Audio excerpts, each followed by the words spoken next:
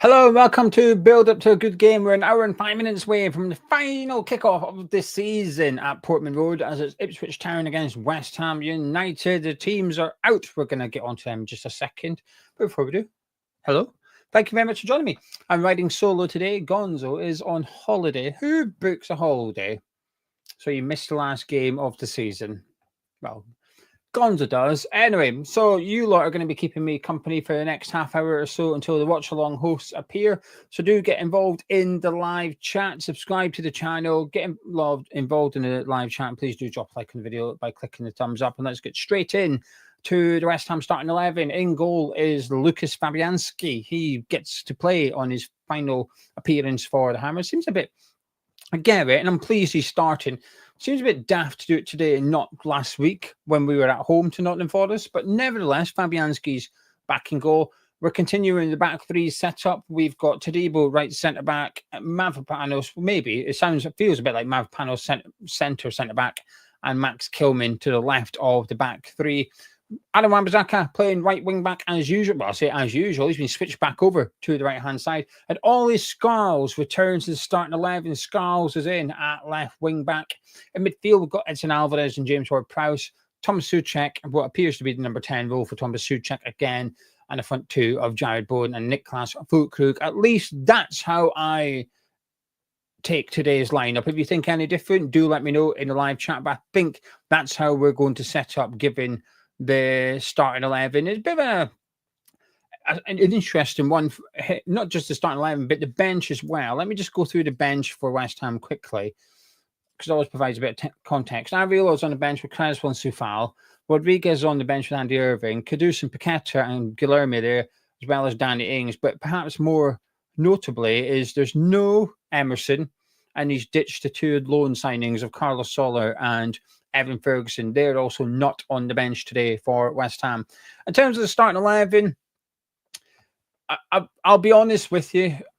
I've given up Kieran. When it came out, I was pleased to see Scarles, and I was pleased to see Füllkrug, and I was pleased to see Fabianski. But whilst I don't like it, I didn't feel any anger or frustration or anything like that. I've sort of like, whatever. Not the team I would have played. I'd prefer to have seen a back four today and tried to be a bit more attacking. And it's hard not to look at 11 and feel like today's main tactic will be to get the crosses in. And you know what? When you're playing Souček as a number 10 and Füllkrug as a striker, you might as well do that. That is how to get the best out of them. But it's not necessarily the way I'd like to see football played, especially when there's nothing to play for. When 11 came out, I thought it looked like a team, bar perhaps Creswell starting instead of Mavropanos. It looked like a team that he'd pick if we actually could get relegated today. Do you know what I mean? It feels like quite a serious team that we need to turn up and somehow grind ourselves to a 1-0 victory. That's what today's team screams like from Potter to me. We're going for the 3 points. It ain't going to be pretty. We're going to go there and get a job done, and we're going to be effective. And I think that's maybe why we're seeing Souček and Füllkrug in there. And I think there will be that, by the way. I think they will be just that. I think we will get crosses in. I think we'll see Souček on the end of at least one. We'll see Füllkrug get on the end of one. I will be honest with you. Something I'm really looking forward to seeing is Füllkrug and Bowen, or should I say Bowen working off of Füllkrug. I don't like Bowen as a striker. I don't like it.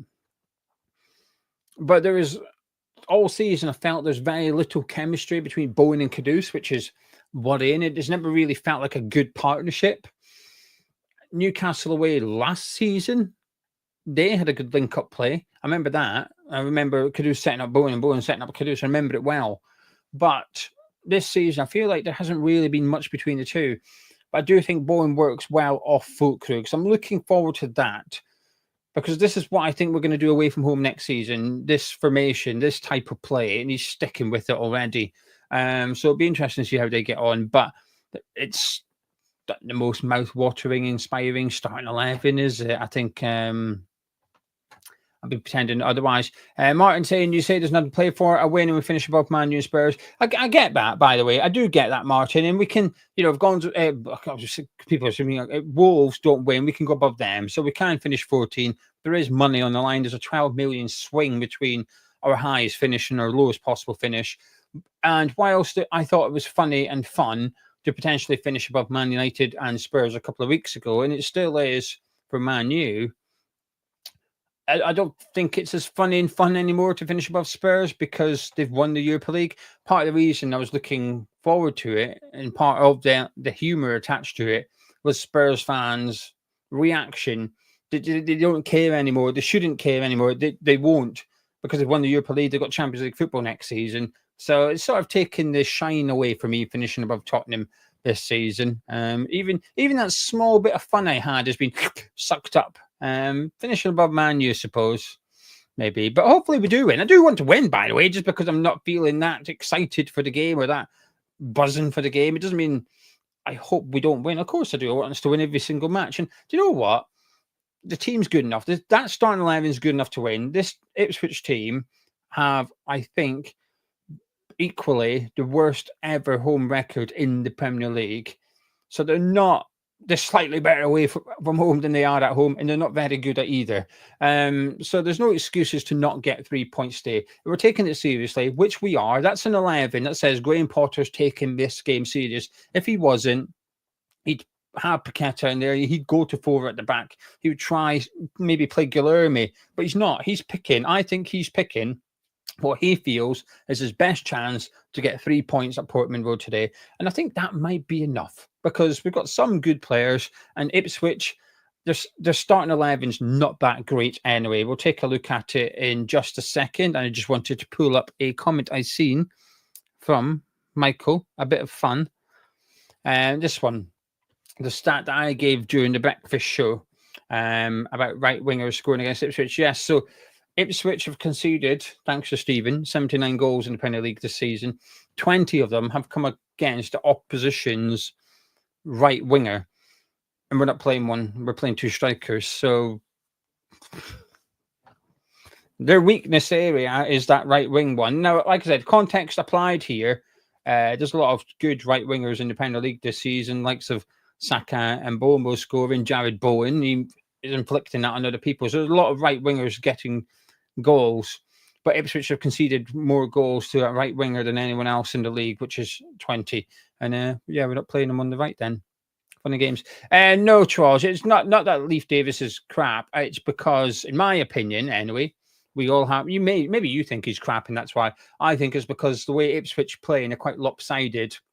So Twanzebe will tend to stay back a little bit. Davis will go bombing down that left. And I think that's where it creates space and opportunity for their opponents because of how attacking Davis is down that left-hand side. And I think it presents opportunity to attack that area of the pitch. So that's my opinion anyway. Right then, the Ipswich team, it's on your screen. I'm just going to get it up on my screen here in front of me, but it's scrolling along the bottom. In goal is Palmer. At right back, they've got Twanzebe with O'Shea and Greaves centre-back. Leif Davis is playing left-back. Morrissey is the captain, and in the middle, we're Cajuste with Hutchinson on the right wing. Connor Chaplin playing the number 10 role behind Hurst with Broadhead over on the left-hand side. The substitutions for Ipswich, for anyone interested, is Walton. Wolfenden is on the bench with Burgess. He's back from injury. Boniface is on the bench with Longo. Taylor's on the bench with West Ham fan Sammy Smodics. He is on the bench. And Jack Clark's on the bench with Liam Delap as well. So that's your Ipswich starting 11. And we should be good enough to beat that Ipswich team. And, they're obviously facing the Championship next season. Although I do feel like there's perhaps isn't anger towards Ipswich where, Southampton, there's anger. Leicester, there's anger. And I understand why. Ipswich fans don't really have that. And I think they'll be looking at today as an opportunity to say thank you to a couple of players in particular with Liam Delap and Lugano. I never know how you pronounce Massimo. I'm just going to call him his first name, Massimo, when he'll no doubt come on because he's definitely leaving this summer and has had a small part this season, but a big part in the recent success of Ipswich Town. So anyway, there you go. That's your starting 11s. You can get your thoughts into the live chat. We'll see what you're all saying. Let's take a look and then we'll do a little bet and hopefully we can win some money since Gonzo's not here. Usually, I think we've only won money like 6 times since we've been doing that. We've not been doing it the whole time. I don't know, 3-4 seasons, won like 5 or 6 bets. at least 2 of them have come when Gonzo's not here. So statistically, our chances increase when Gonzo is absent. Aaron saying, depressing lineup, scared tactics, and I'm dreading Potter's mentality. Next season of aiming for 1 point home or away. I want him out now. I think he's aiming for 3. I don't think we will necessarily like it, but I think that's what he's going for. It's just come up on my phone from the Premier League. Southampton have announced Will Still, so a West Ham fan, which the worst kept secret, but Saints have confirmed Will Still is the new manager for next season. I can only imagine he's just been presented on the pitch before the game. They're at home today against Arsenal, aren't they? Peter saying, I'd rather see something to look forward to for next year. Any 11 we play today ought to win. I think you're seeing it. I think you're seeing the formation away from home.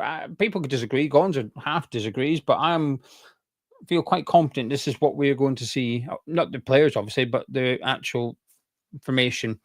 Dean saying, regardless of how inspiring the lineup is, or uninspiring, that should be more than enough to beat them today. American Hammer is saying 5 at the back against Ipswich.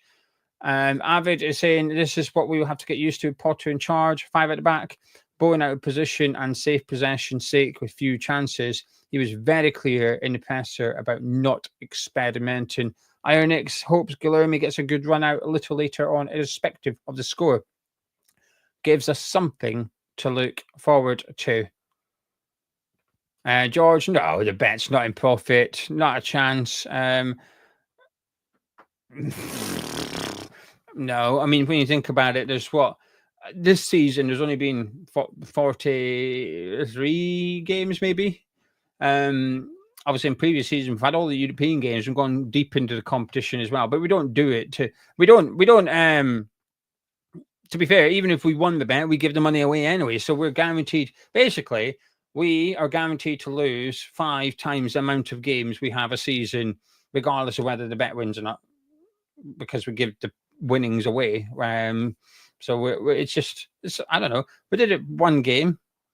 I don't even know how it came about. I think we just did it in a game for build-up show for fun, and it's sort of stuck, and it's just become a thing, really. George is saying there's a big win a few seasons ago back. And yeah, we've won a few times. And it's been a couple of £100. I do remember, I can't remember the person's name. I do remember one person that won it, and I gave him the money, and he replied saying thank you because he was able to go get a pair of trainers he really liked and wouldn't be able to afford them otherwise. And that was nice. It was nice. You see someone treat themselves with, I guess, free money, really. Average interesting to seeing how Will Still does in the Championship. He gets him back into Premier League. Sullivan could be tempted. Phil saying apart from Paqueta being out, I like the lineup. It will be typical if WHUFC banks a couple and the season ends losing his momentum. George was talking about, I want to say it's well out, but sometimes the odds are like, I don't know, 60 to 1 or something stupid like that. But we'll do it today. We'll see what we can come up with. I've got a boost on the website. The bookmaker I will be using, which is unnamed because they do not sponsor the video, have a boost available for one game in the Premier League. So I will use my boost. So we're going to double it, do a £10 stake. I'm going to use the boost. Fingers crossed we can win someone. If you could, let's just do it now, shall we? What are we all fancying? What are we fancying for the bet today? I think we're going to have to do a West Ham win, right? Let's do a West Ham win. Start with that because we're all right odds. We're just ever so slightly better than evens. So let's get West Ham win in there. We're going to have to do a Souček shot on target because he's the number 10. Bowen to score or assist. I like that. Let's whack a bit of that in. What are we all fancying? What we're fancying? Bowen goal, Souček goal, Souček. I'm trying to keep it not too a bit more vague, so it increases the chances of the bet winning. I don't know if there's Alvarez booking. There can't be much bookings in this game, surely. Saying that, we do have a card-happy referee. Can't recall his name, but I do remember he doesn't mind. Everyone's saying Alvarez card or a WHUFC card. What about Hutchinson to have a shot on target? Do we like that? He's got to have one, right? Right, everyone's saying Alvarez card. Let's do an Alvarez card. Let's do that. I'm unconvinced myself because he's up against Chaplin, but Are we sure about Alvarez card? I'm a bit wary. I'm not going to lie. I'm not too sure about it, but the chat are saying it. Let's do it. Power up 30%. I like the sound of that. Boof. Let's push that button. Hello. Okay. 2 people will win 100 quid, right? Place bet. If this bet wins, 2 of you will win £100. West Ham to win. Souček to have a shot on target. Bowen to score or assist. And then Edson Alvarez to be booked, right? That's all right, isn't it? That's reasonable. 4 things. Feels reasonable. £100 cash to 2 people watching if that bet wins. It's just a pity this game's got nothing riding on. I'd feel more confident if we were to do like a little bet for the Nottingham Forest Chelsea game instead. That one's going to be good from a punter's point of view. Anyway, there's no phrase that pays. No phrase that pays. None. The reason being is because I need the live chat. I'm on my own for the next 20 minutes or something, and I don't know. I don't really know what to talk about. So if you lot put your phrase, if you lot give me your opinions on the game into the live chat, you're entered into the bet giveaway. So all you have to do is just put and you've already given an opinion. You're already included. It's as simple as that. So there's no phrase that pays. Just pop in your thoughts on the game. Everyone's putting in no phrase that pays. That's clever. I like it. And Graham says Guilherme is going to come on and score, proving Potter why he should start next season. Yeah, Michael's saying he was excited to see him. So was I. I was hoping he'd get a bit of a game. I understand why not, but I was hoping to see Guilherme. Interesting that he's dropped Kudus, which it could be performance related. It is performance related, but it could just be that we're protecting our asset that we're going to sell in the summer, really. I think we'll see a good game, by the way, from Füllkrug and Bowen. I have to admit, right, I'm going to say this. My confidence in us winning has increased since seeing the starting 11 because I thought we'd see Kudus and Bowen up front. It's the midfield I thought we'd see. I thought we'd see maybe Sufal right wing back and Wan-Bissaka on the left, but I thought we'd stick with 3 at the back. I thought we'd have this midfield. I just thought it would. So if I was to predict West Ham's team, I got 2 wrong. The goalkeeper and a striker. I thought you'd go with Kudus, but now Füllkrug's in there. My confidence in us winning has increased. Listen, my confidence in us playing really good football and we're all going to sit here at full time going, do you know what? I thoroughly enjoyed that. That's not there. I think we're going to see a bit of a scrappy game and a lot of possession in the defensive areas and stuff like that. But I think we win today. Füllkrug starting. I'm happy with that. William can't understand Potter's selections. John saying we're going to win. Füllkrug's going to score 9. How much did you got? 3. I need 7 goals from Füllkrug. Dean saying we're going to play 8 defensive-minded players next season. He thought Moyes was defensive, but the split ones. I think what you will see. I think what we will see next season is Somerville playing wing back, whether that's on the right or the left. I think we might see Somerville playing in there. So I think we'll see the 3-5-2 formation, but I think he'll use Somerville as a wing back. Hopefully we'll bring in new midfielders and that'll make a big difference. And hopefully we'll bring in strikers. The biggest issue I've got with this is where Jared Bowen plays, but maybe we're going to discover something today of how he plays alongside an actual striker, because I don't think we've seen it, have we? We've seen Bowen in the front too with Füllkrug. I feel like the answer is no. They've been on the pitch together, of course, but I don't feel like they've been actual strikers. So we'll learn something. I think we're going to discover something from this game. Hopefully it's half decent. Nick, how many do you reckon will be here? We're going to deal with that next week or the week after or something like that.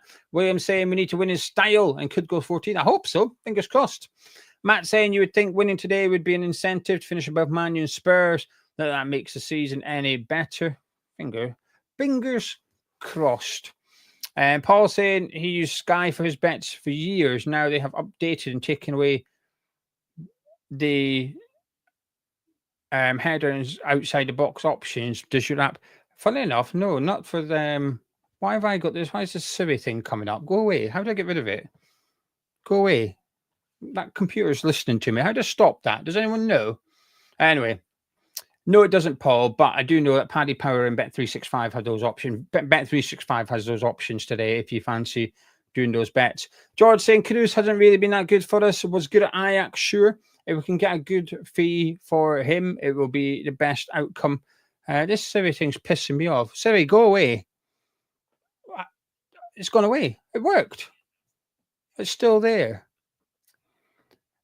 The hairdressers outside. Well, I didn't say anything about the hairdressers. What are you doing? Go. Like, stop it. Siri, fuck off. There you go. It's gone. It worked. It's gone. Anyway, you're saying the hairdressers outside the box.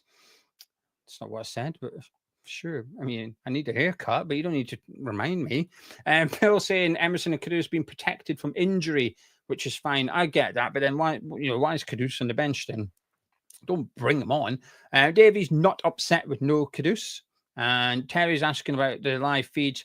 There is a link in the description below, which takes you to Discord. Now, I'll be honest with you. I don't know anything about Discord. I don't know how it works. It wasn't me that set it up, but I'm assuming it's still going. But there's a link in Discord. If you head there, people used to put links for visual radios on there. Obviously, I would never recommend that you watch a stream of today's game because it's not been live broadcast in the UK. You shouldn't be doing that. However, if you want to tell your mate who might do that, obviously you wouldn't, but if you tell a mate, then Discord is somewhere that you can maybe find a link if you wanted to go and do that one. I'm just leaving this comment on the screen. I'm not going to read it out. But there's a reason we're working with. There's a reason, right? Whenever this video is not sponsored by Surfshark, but if you do want Surfshark, the link's in the description below. Go to surfshark.com/HammersChat. But the reason, whenever I promote the VPN, I make a big point about how you change your geolocation. Now, what I can't do is say, use Surfshark, change your location to America, and go watch Peacock. That would be, is it illegal? I would suggest, because using a VPN isn't illegal. And Peacock is a legal stream. Is it illegal? I don't know the grey area on these matters.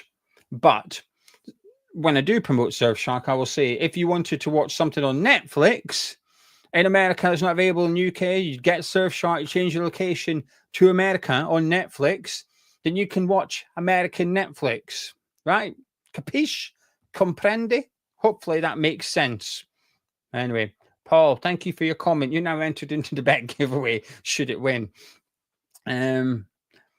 Jennifer saying Fulkrug and Bowen in their correct positions. I'm not sure Bowen is. We'll have to wait and see. Maybe. Mackie Bricks is saying, if this strategy next season we go down, it's a terrible setup. I doubt you'll find a striker who will be happy to be dropped every other game. I have to say, I'm not keen on it myself. John saying it's got 1-1 written all over it. Hopes for entertainment under Potter are dwindling.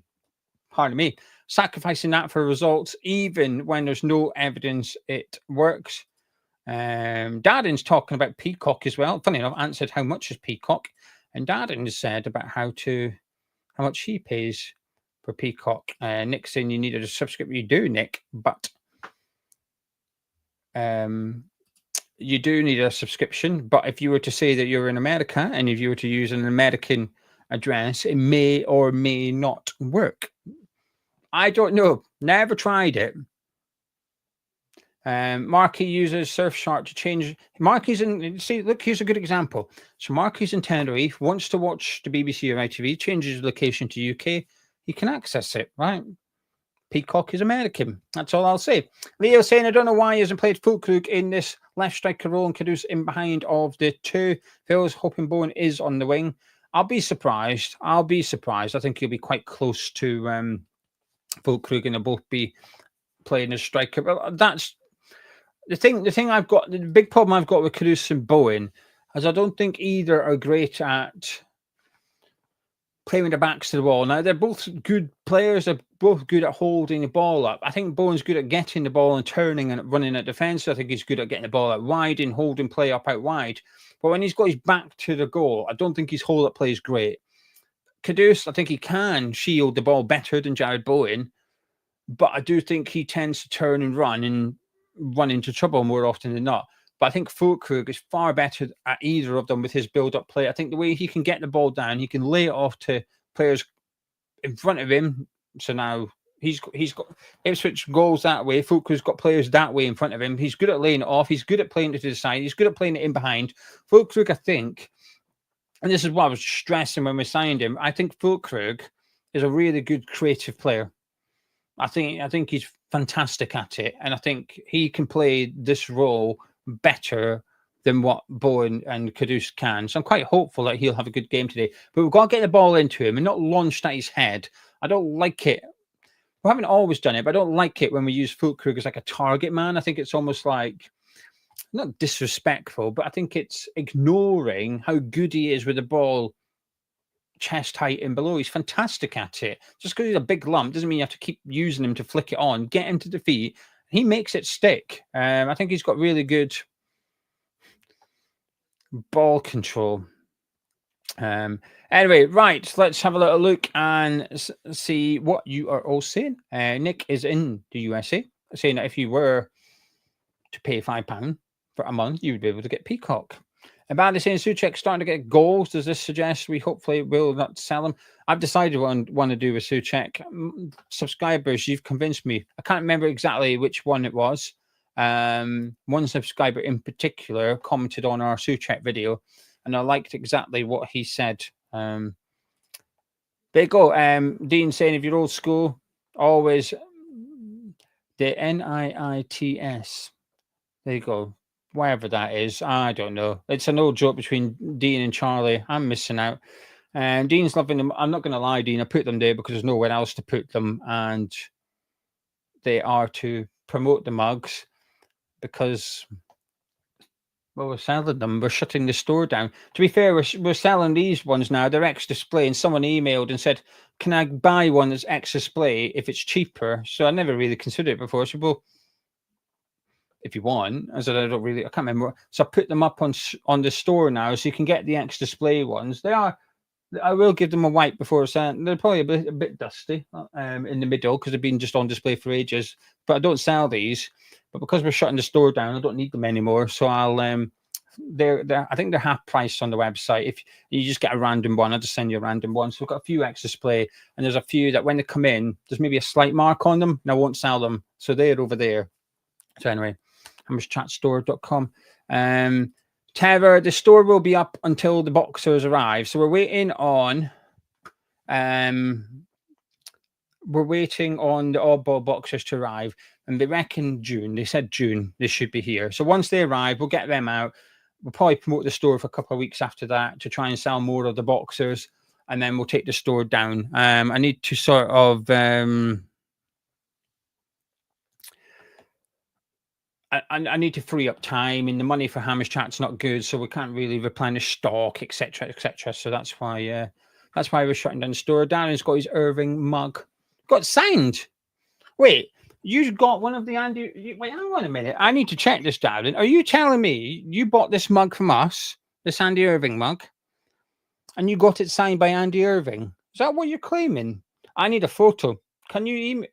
Can you, Darren? That's what's happened. Can you take a picture of it and email it to hammerschat@gmail.com in the next 10 minutes? Because I want to see it and I want to get up on the screen. I would love that. If you've got that signed by him, I did ask. Oh, he has actually got it done. That's incredible. What I did actually speak to one of Andy Irving's family members and say, we've got this. Does Andy want one? And he basically said, I'll pass it on to him. And he said, he said to me, oh, where'd I get them? I said, oh, I'll send you one. Right. So he sent me his address, the family member. I sent it to Andy Irving's family member. I've not heard anything. So he's got the mug. He didn't even say thank you, just kept it. And Andy Irving didn't, I never heard that Andy Irving wanted one. So, to my knowledge, Irving does not have one. But one of Irving's family members liked it and wanted one, got it. They even said thank you. And the worst thing is, I gave him the chocolate cookie biscuits as well. I gave him the good biscuits. Fucking Scottish people. Anyway, Dad email it over, and there you go. Leo saying doing a season sale is smart tactic. Half the stuff are on sale already. Half the stuff are on sale. If you go onto the store, hammerschatstore.com, half of it is already got a bit of discount, and we're gonna hopefully not have to bring much down. And we're not going to sell everything. Like the books, I'm just going to box up and put away to a side in the house. And then when we relaunch the store, the books are there to go up. But everything at the minute is, most of it's on sale if you go and have a look. Hammers, Davin, it's hammerschat@gmail.com. Cantown Len said Irving won't be allowed to have a photo taken with a mug. No, he won't be. So basically, can I tell the story, Len? I don't want to say anything, but if I'm allowed to tell the story, I will. I need your permission. GP, thank you for £2.69 super chat. Said, is it wrong to want to stroke Gonzo's sausage? No, I guess not. Not for me, but that's what you're into. That's what you're into. You can think of stroking Gonzo's chipolata all you want. Oh, fuck. Match Bingo. Right. This video is sponsored by the Match Bingo app for the last time this season, possibly the last time ever. Our brand deal with Match Bingo comes to an end now. So I just want to say a massive thank you to them, because they've been fantastic supporters of the channel. And without them, what has been a very difficult season financially for Hammers Chat, it would have been an even more difficult season for Hammers Chat financially. We've been able to keep going, but it was a bit touch and go, especially in March. The patrons will know this.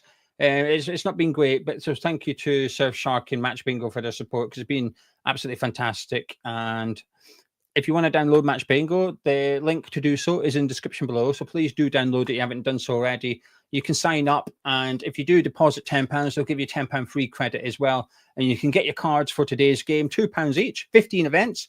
And there's £250 up for grabs on this match in particular, plus every other Premier League match. There's £2.5 grand up for grabs in the Premier League today. Plus, they've got the darts on Thursday. If anyone likes the darts like I do, it's the final night on Thursday night, and there's cards for darts as well. So get it downloaded. Best of luck. We've had over 300 winners from Hammers Chat. They've been brilliant sponsors. When we're quite picky when we work with sponsors, not only are we picky with who we work with, but if they come along, a brand deal comes along, we have to be able to promote it in our way, or we won't work with them, because just how we like to do things. We've all seen YouTube channels that read stuff out, haven't we? They sit there and go, this video is sponsored. No, sorry. This video is brought to you in partnership with Match Bingo, the place where you want to go to get your bingo card ahead of today's big game. Nah, fuck that. Just do it in your own way. But a massive thank you to Match Bingo for all their support. Paul, thank you very much for £5 saying, I take it the land prints are special Hammers Chat ones, being A4. No, they're not special Hammers Chat. We just like to. Len is fantastic at what he does. We can take prints off him, give him a bit of money, put them on our store, and people get good prints. What I think is a good price. Everyone wins. So when you buy a print from the Hammers Chat store, you support Hammers Chat, and you also support Canning Town Len as well. So you promote two. You promote two West Ham outlets. Thank you to Hammer99. Great work on here and Tartan Geo this season. Thank you very much. I appreciate your support over there as well. And Westwood for the £2 super chat saying, thank you, Hammers Chat family. Love you all. That's very kind. And we've got one from Bezel Ezel saying, come on, you irons, and like this video. That would be good. Please do drop a like on the video as well. Kind Town Line saying, I better not, or the trouble will never end. Sufal is dropped. You're being quite, you're half giving away anyway. I won't say anything. But I have a Scott. Is it a shopping channel? No, not yet. We can make it one if you want. Would you like me to do some shopping channels? No, it's a West Ham channel, Scott. Get your dots in. Anyway. Frog saying Fabianski playing is cool, but it's a bit of a token. Absolutely, 100%. Charles saying Ariola starting. What? Hang on a minute. The club. Let me check. The club put up that it was. It's not Ariel. They've put up a thing about Fabianski's last game for us as well, unless something's happened that you know that I don't. There's nothing on there that it's just him. Stephen's asking what I think of Will Still. Honestly, best of luck to him. I still know next to nothing about his career. What I will say is I spoke to someone close to Will Still, if you like, and they are generally really nice people. They were happy to speak and stuff like that. Right, let me get this thing sorted. Sorry, everyone, I need to get this 1,208 because I don't have Gonzo. You're just going to have to bear with me while I try and get something sorted here. 1,208. 1,208. Here we are. 1,000. Right then, Darren, thank you very much. I'm uploading it now. This is the mug that Darren got. Darren got signed. So he bought an Andy Irving mug. Ryan got signed by Andy Irving. There it is. Look at that. Hey, that's all right, isn't it? He's got the Andy Irving mug signed by Andy Irving. I hope you don't drink out of it because you're going to have to wash it and then that'll disappear. Get, I don't know, gloss over it or something to seal that signature. I like that. I'm jealous. You've taken our mug and upgraded it. Anyway, George is saying, have a great summer. Like and subscribe to Charles and Geo and, of course, Hammer's Chat. Thank you for £10 super chat. Helps us out a lot. Much, much appreciated.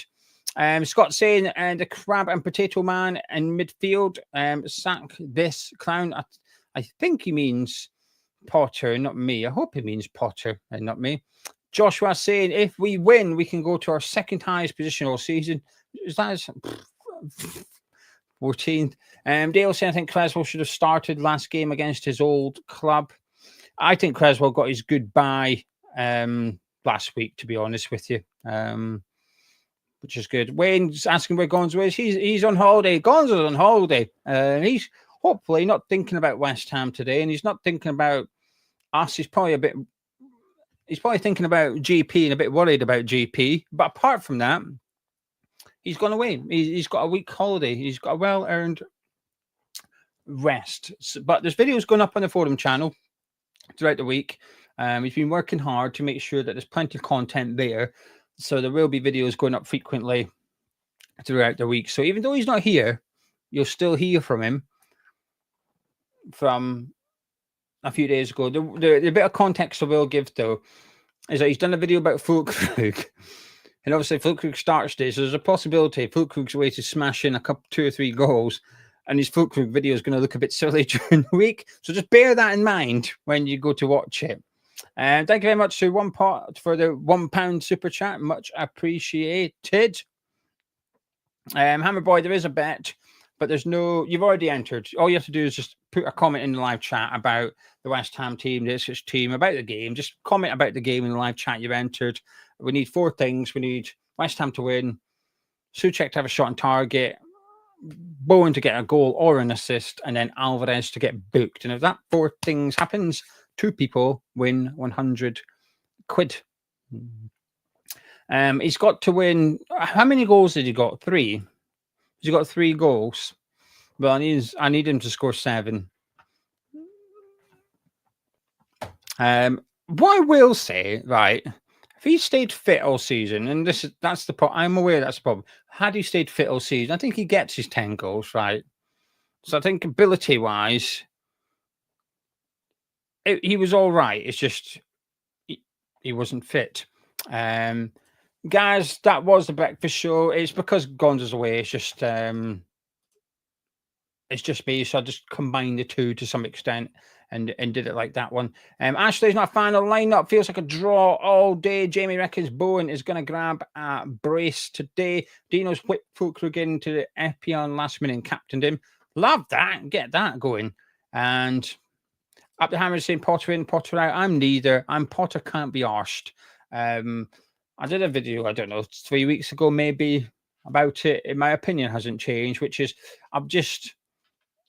I'm fed up. I've got do you know how people say I'm fed up with West Ham and I've got apathy towards West Ham? I've got that towards Graham Potter, because if they were to sack him, I think they'd bring in Sean Dyche. I do. I honestly think that's who they'd go for. And I don't want to see that happen. It's like Moyes when he was here in the second last season. So we won the Conference League. When after the new year said, well, don't sack him because I don't think we're going to go down. And I think we'll win the Conference League. And if you were to go get a new manager, that's what they'd have to do. And at the time, it was like Rafa Benitez were being linked to. I thought, well, I don't want him. And I appreciate, by the way, you're allowed to want Potter out, but insert another manager. You're allowed to do that.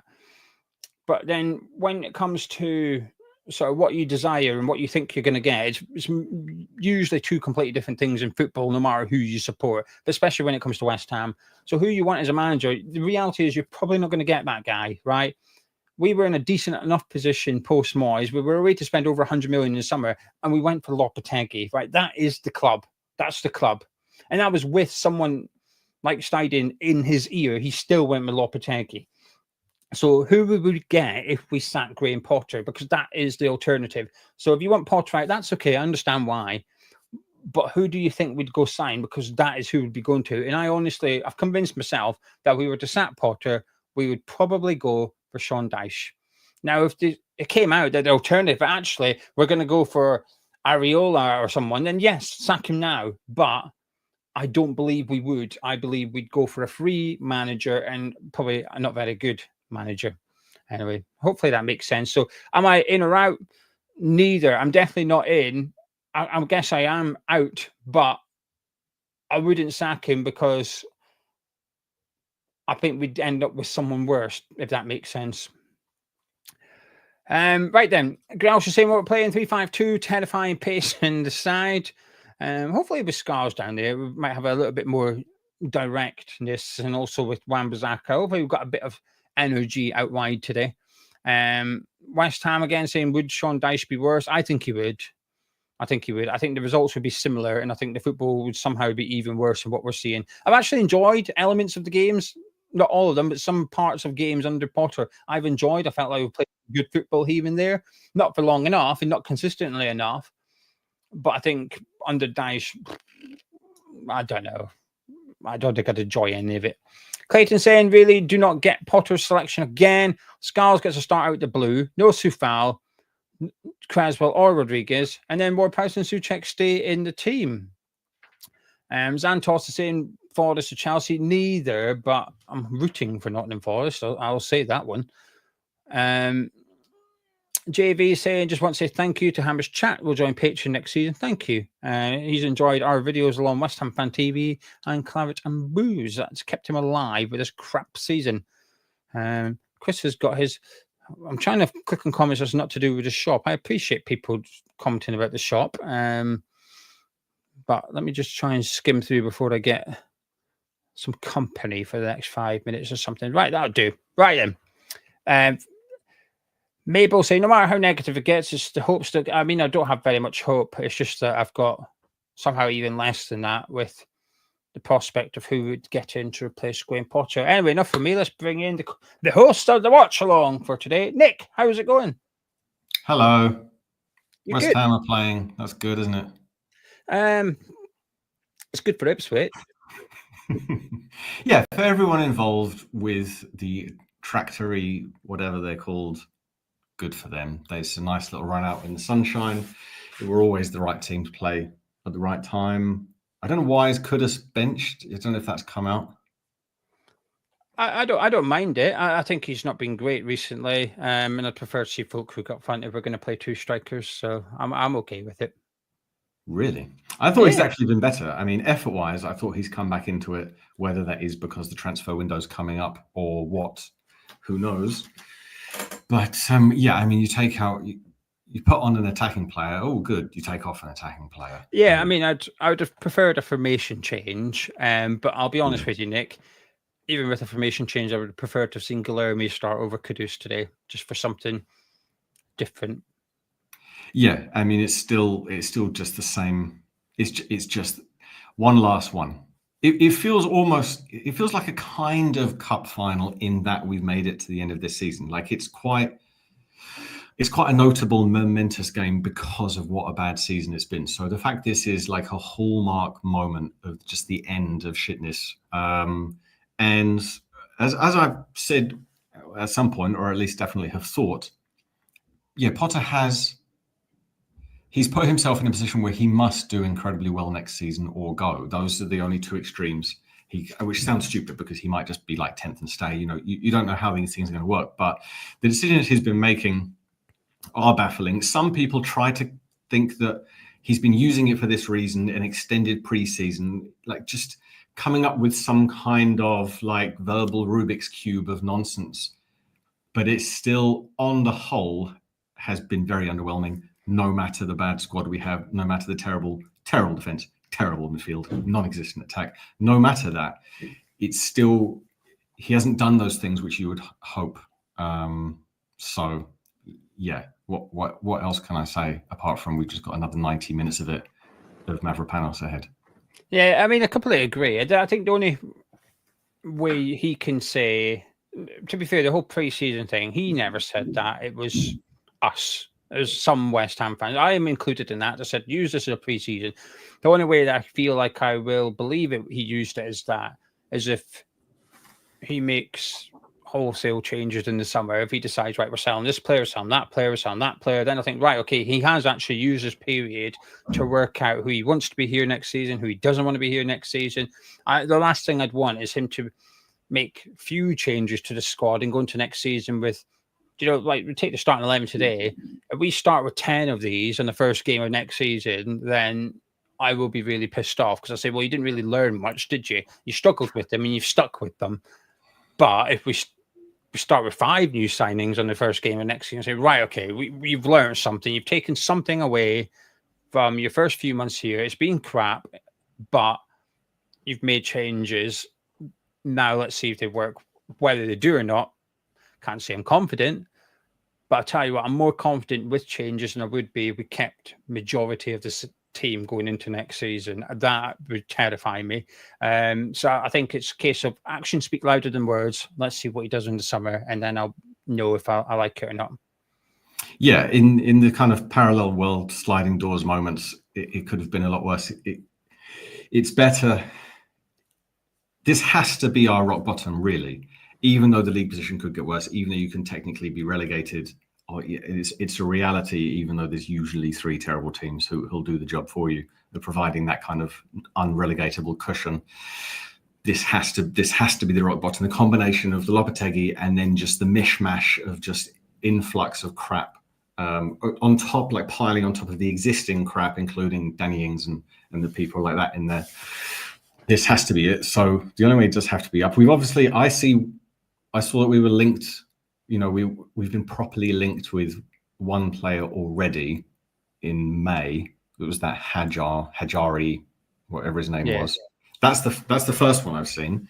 I'm trying to keep a list from now on. I was going to do it last. It's one of those things. That we've been linked to about 40 players already, Nick. I know most of it's rubbish, but we've been linked to quite a lot. I keep seeing us getting linked to Adam Ramsdale, which is worrying me. But I've still not seen us linked to Robert Sanchez, which is good. The day that happens, I'm doing my transfer rumor show from behind the chair because I will be concerned that he may end up at West Ham next season because of the Potter link. And if we get Ben Roberts in as a goalkeeping coach as well, and he loves Robert Sanchez, that's when I will really worry because I'm not the biggest fan of Areola. I don't think he's crap. I'm just not his biggest fan. And I think Sanchez is one of the worst goalkeepers in the league this season. So I do not want to replace him with someone worse than him, that's for sure.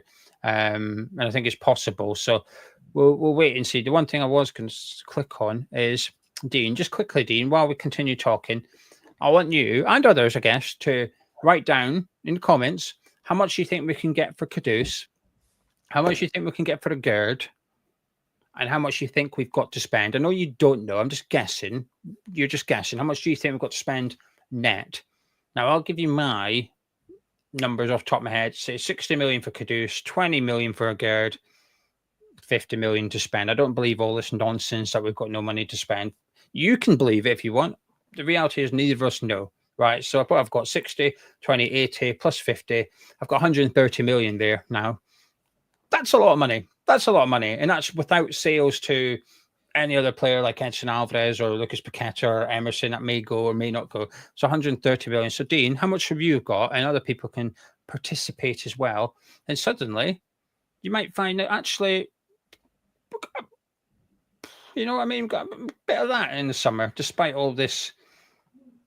Yeah, if we get the Kudus price up a bit, I just think letting him go at certain price levels. Obviously, it depends where he goes. If he goes to Saudi for a payday, good for him. If he goes somewhere else, obviously, a Premier League team would be the worst one, and then starts performing at a rate which is above 60, 70 million if he brings in a number of goals and assists, which our fan base very understandably would be shocked that he's even capable of. But I just think we can be, not trying to speak for people, we can be the biggest fans, but on the whole, a lot of people will be their own club blinkered. And if you see Kudus play in this West Ham team this season, you'll just come to the conclusion that he's lost it. He's not good anymore. I don't buy into that. I think he's still got that ability to play. He could play for Liverpool, Man City, Arsenal, whoever's up the top of the league, he could play for them. I think he could even do a job for Real Madrid, because I think with the quality he has, if you feed him the ball in the right situations and he has the right players around him. So that's why I think if we're going to sell him, I think that would be an extreme value. Of course, it's not where we were like 6-7 years ago.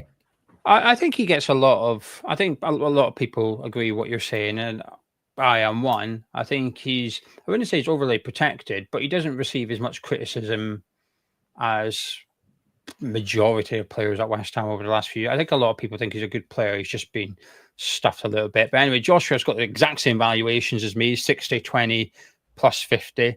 Stephen's got 50 plus 10. And he thinks we've got 100 million to spend, so that gives him 160. But my point remains, it's a lot of money. A different Stephen has got 60, 50, 25, 135 million. That would give him to spend. And we've only sold 2 players, and one of them didn't even play for us this season. Hasib reckons 65 for Kudus, 25 for Gerd, and then whatever net spend on that. Dave reckons we've got 135 million spent. And he's just guessing. People, for what it's just for anyone that's maybe tuning in the last 2 minutes, everyone's just guessing how much money we've got to spend here. No one knows. The club are pretending, or they might do. Club are claiming they have literally nothing to spend, which bullshit. Carl's saying 70 for Kudus, 25 for Gerd, and he reckons 50 million net spend. Plus, he's thrown in some other valuations. So he's got about 230 million, is what Carl reckons. We could have to spend. Daniel's got 75 and 25. That's without any sort of net spend on top of that. John's got 55, 35, 35. So that's 70, 125 million in total there. So you get my point, right, Nick? That we should be all right. We should have a bit of money, and that's selling Kudus, Gerd, plus whatever we've got to spend from the club prior to any sales. So I think I feel comfortable. As well with Potter as well. If he's going to set himself up, I don't want to quite say brand himself a bit over the top, but if Graham Potter's going to position himself as tactical something, maybe not genius or mastermind, but a boring man with a beard who doesn't bring much vivacity and verve, what's he going to bring? Tactics. This is what he needs to do. And as well, if you look at, as taking into account where we are now, 2025-6, the market, the prices of players, but also the managers and the way that managers from 5th to 10th have achieved things. Obviously, Nuno Santo, Iraola, Marco Silva, Thomas Frank, Eddie Howe, you could even say Glasner, obviously Hitzelsberg, whatever his name is. Those teams sitting where we want to be didn't do it with money. They did it with quality management. And as also I keep saying, which has come clearer and clearer to me in the last few months, is when we've realized how bad our squad is, well, maybe it's like 6 months or more, whatever, when we've realized how bad our squad is, and then when you look at the other teams who are having good results, their midfield, you hadn't heard of any of those players before they signed for those clubs.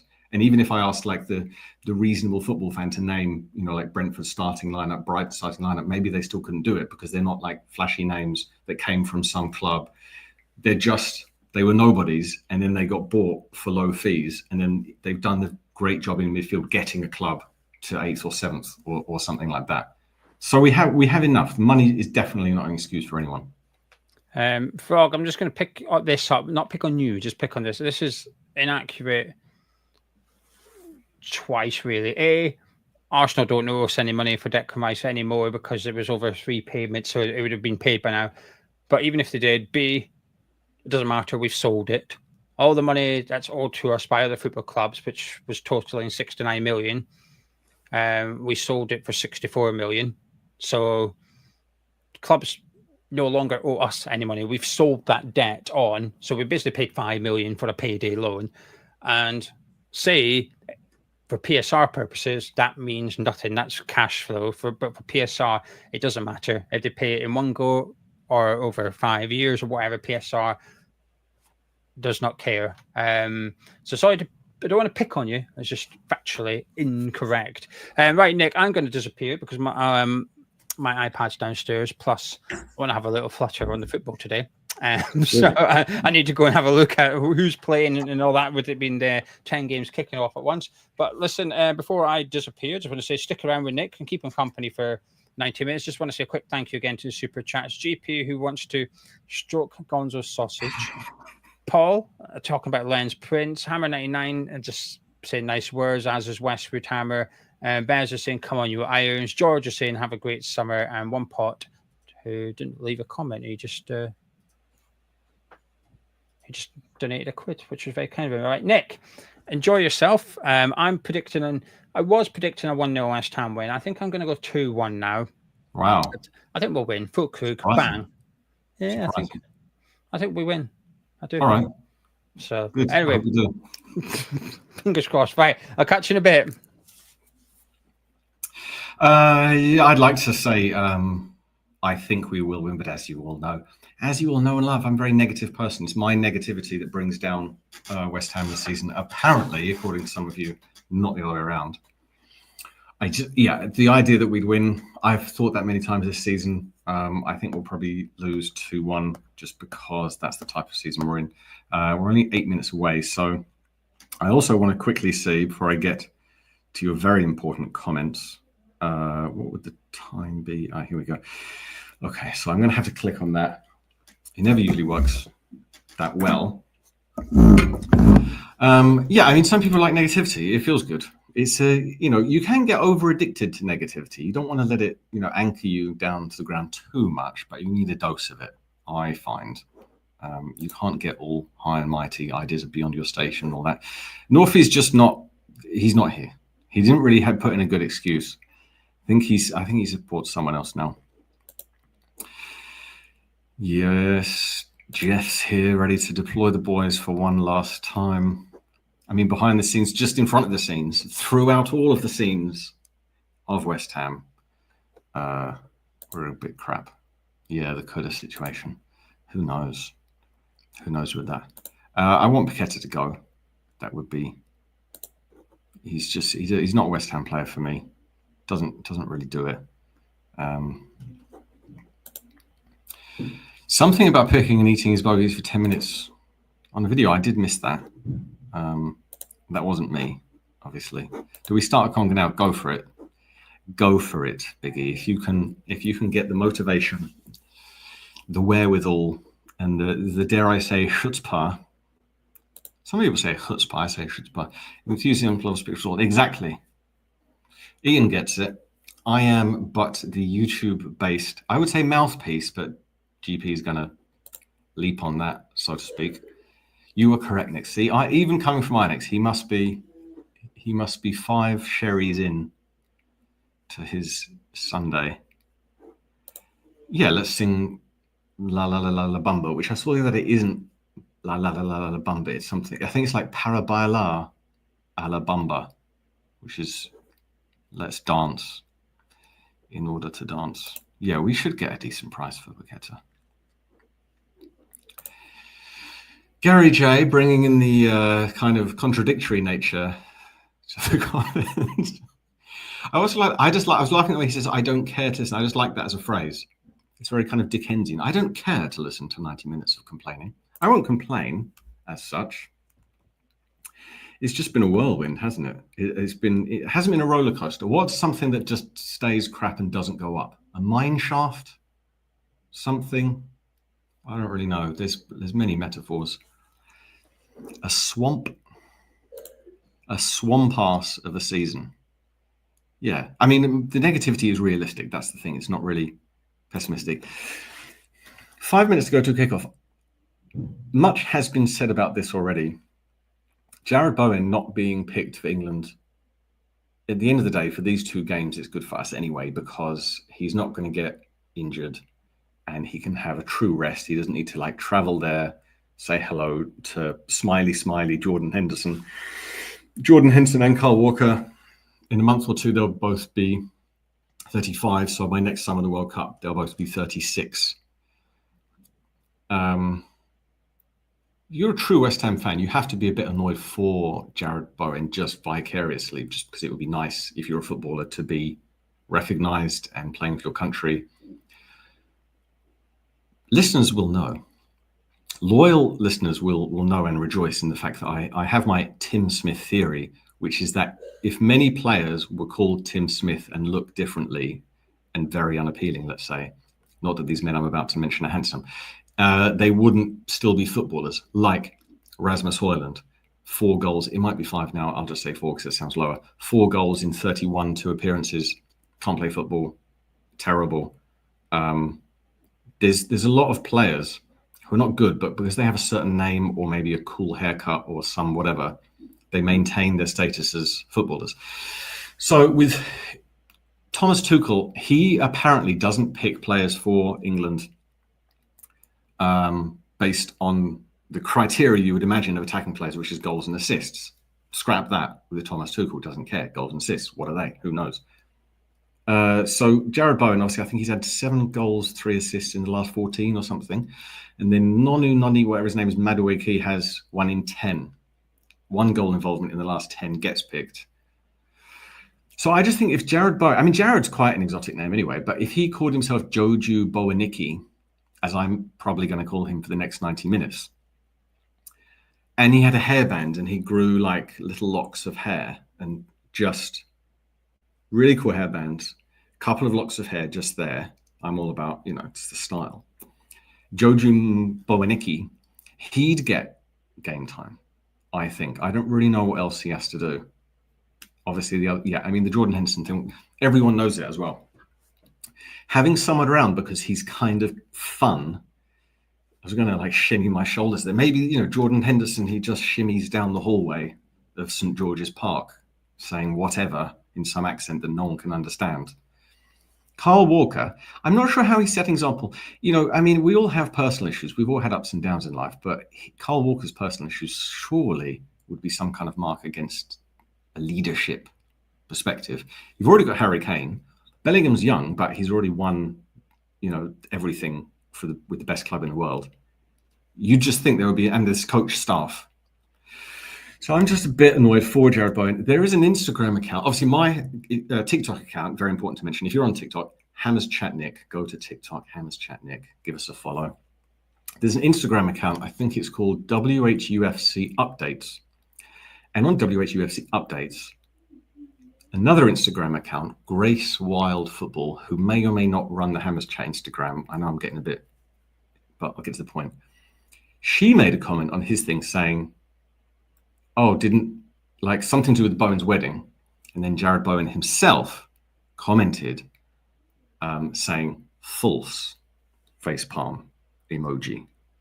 So Jared Bowen himself commented on WHUFC Updates Instagram to kind of confirm that it's nothing to do with the wedding thing. He would have gone to play. So, whether you saw that, whether you didn't see that, whether you care about this stuff, obviously with England, it's hard to really care about England at the minute.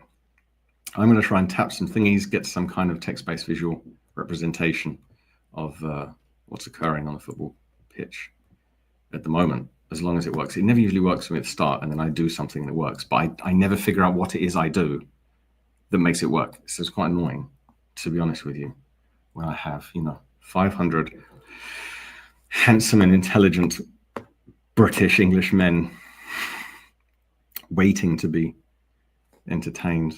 There's just a trick to it, but I don't know what. This is one of those things. Oh dear, here we go again. He's an international class. Deal with it, or is he? That's my thought. This chappie can't be a West Ham fan. No one's. I don't mind West Ham fans having a different opinion. You'll be thrilled to know.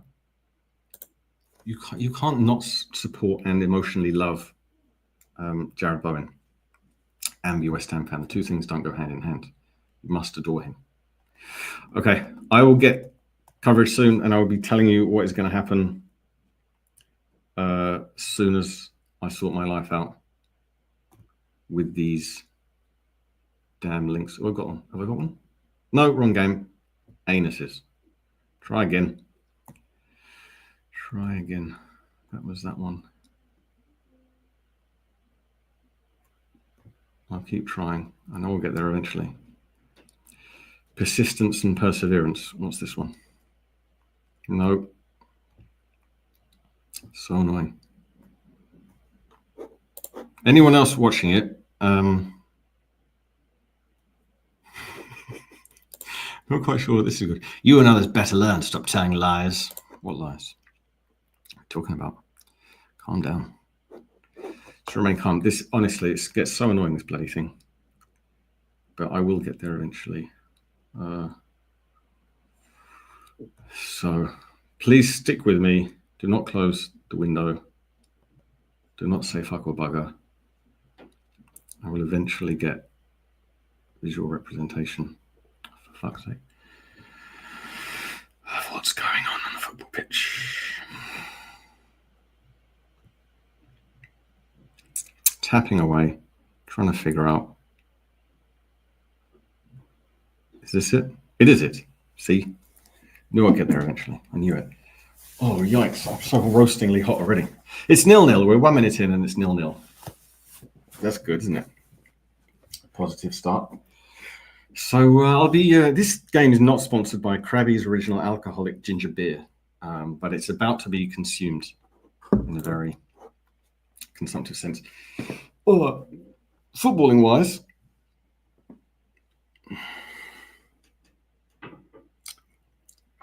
Ipswich's goalkeeper has it. Full Krug. He has no haircut. I was confused there. I thought he was Rodriguez for a minute. Ipswich are attacking, but Wan-Bissaka breaks it up, goes back to Fabianski, who gives a very bad pass to Mavropanos in trouble. But we've still got it. Tadebo's got it. Slow passes. Ipswich are pressing the home team. Nice, lovely little run up there by... I'm going to have to double check who's playing. Yeah, I mean, Fabianski, you know. I don't think anyone actually goes along with the good servant thing. People always say that, and then everyone's like, not really a servant per se, based on the actual meaning of the word. Yeah, I mean, Ward-Prowse, Alvarez, Souček midfield. That is why Graham Potter does get kind of extenuating circumstances. What are you going to do with that midfield? How far up the table are you going to go with that midfield? It's really relegation material if we didn't have the good players as well. As Ward-Prowse does try to pass the bone, but just gives it away. Bad pass. Bit scrappy, possession changing a lot. It's in the middle of the field. Ipswich are trying to attack, but West Ham players, to their credit, are getting out to them quickly. And then we're pretty set in. Obviously it is a 3-5. It's a 5-3-2 really. Kilman and Tadebo seem to be able to move up quite freely. Like when it goes to the attacking midfield area of Ipswich, either Kilman or Tadebo, Kilman on the left, Tadebo on the right, whoever's there will go towards the ball. Obviously, in theory, because they've got Mavropanos to protect them. It's just comedy, isn't it? The idea, you know, Mavropanos protect the defense. It doesn't really go, but that's the theory about it. The only thing is that if Potter is using this as a blah, blah, blah, it's like 5-3-2. Let's not play 5-3-2. Come on. Because that's what 5-3-2 really becomes. Unless you have West Ham attacking, gets up to the box, Bowen at the edge of the box, crowded out, 5 players. He's still got the ball, shoots wide. Yeah, nothing was on there. Shouldn't have shot, still love him though. I mean, on the formation I have, it's trying to paint itself as a kind of 3-1-4-2. But then what happens is if you don't have the mentality, everyone just plays it safe and goes, oh, God, if we just stick 5 back here, that'll be comfortable. Comfort doesn't take you forward in life, allegedly. That's what people say. I think it can do. Clive Allen commenting. Jeff, Jeff's attempts at comedy. Everyone wins a cup today. Everyone in this chat, you've won a cup today. Go and text your mother. She won't care. Just she's still around. God willing, someone else text a loved one. I was nominated as the best contributor. Bit of ASMR there. I was nominated as the best contributor on Hammer's chat on YouTube, and I won. And I won because you all win. You all win. Who says 400 plus 500 people can't win? West Ham the game's a bit slow. I'll be honest with you. Mavropanos, slowly dribbles it up to the 18-yard line, slowly passes it out to Kilman. He's lightly pressed by their number 10, but not really. Ipswich are not pressing Fabianski, so he just hoofs it. It's a fantastic. That was the best pass of Fabianski's life. Bowen knees it down, runs up the right wing, crosses it in, no one there. Ipswich have a lot of time. They put themselves on a bit of pressure here. It's on the left wing. Scars is right up pressing. Referee will give that. Yeah. It's a very physical, atom molecular contact between Scars and Ipswich player. Ipswich's player kind of falls to the floor. Referee's not having that. But, fantastic pass from Fabianski. Where's that been for the last 10 years? Decent pass in by Bowen, but you'd expect Fulkrug to get on the end of that, but he didn't. And then Souček again was going up there, but I don't know. I don't know what's going on in life. Ginger beer. Well, that's a good one from Carl. Yeah, because Arsenal have actually won 2. I count 2. There might be more. If anyone else can count Arsenal's awards, the first one obviously is best team in the Champions League, self-nominated and self-awarded by Arteta. They won that. Bowen won the ball. Souček's got it in the edge of the box, slams it across to no one. West Ham still have it. It goes to Wan-Bissaka on the right. Cross, bit of a crap cross. Souček, no. Scholes has it on the left. This is terrible football. It's really shockingly bad. Kilman's up to support Scholes. And he goes all the way back for safety to Mavropanos. Yeah, now we've got it by the halfway line. So we were in kind of an okay position there, but went back defensively. Scholes has it left. Good pass from Scholes to Souček, who was unmarked. But again, this is why we must keep Souček. We must have him on the bench to come on the last 20 minutes and score a goal. But he can't really do football. He's not really in it. But yeah, Arsenal, they've won the best team in the Champions League by Arteta. And they've also won the team who did really well, even though they had some injuries. And even though they've had injuries, they did better than other teams who had injuries but did badly. That was Arteta's praise to himself. Yeah, they are. They've just obviously probably used to be Liverpool. Manchester United, the airtime, I know I'm giving them some now, but that's airtime about airtime. The airtime that Manchester United receive for the last 2-3 years for being crap. Every game they lose. Gary Neville's surprised that they lost. That is the thing. Tottenham losing would have been quite funny when they remained trophyless. It's only the Europa League. Could have been worse. They could have won the FA Cup or something. Tottenham winning something is quite bad, but on balance, Manchester United are disgusting, horrible entity in every way, shape or form. The players have always cheated and dived. Ipswich attack there in the box. Quite well snuffed out there by Mavropanos, of all people. Decent defensive work against Ipswich. He's found his level. He'll make a fantastic championship signing, someone, I hope. Yeah, Manchester United, terrible. I was just going off and ranting about them, but they are terrible. They've always cheated and dived, and even in the final against Tottenham, obviously Richarlison is a massive cheat, but Man U players did it a lot. Like when they didn't get it to Ahmed did it, Fernandez did it. When they just fake something that's not even there, like hold their head, and the replay shows it was nothing like that. then obviously just as a whole business, constantly making people redundant for no reason. I mean, the top executives, stupid word, at Manchester United, their expense accounts alone, that they just get the money back for the things they use, would overcome any standard employee. But the good news about Manchester United, I think they'll continue to be crap because they're so deluded in their leadership. They just think they can buy any player and he'll become good. And it hasn't happened. Sipping chaos in the cup, one leaf at a time. We started well. Last 5 minutes, we kind of lost it though. It's been all Ipswich for the last 2 minutes. Ginger beer, delicious.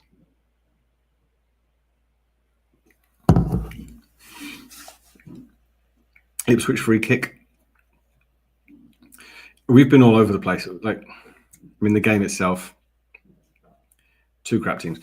Ipswich free kick on the right side, slightly central, about 30 yards out. Free kick comes in. Ipswich header goes out for a goal kick. Terrible. Liverpool are losing 1-0 at the moment, says Mark. Let's have a look at the odds. Might as well win £5 for the last time this season.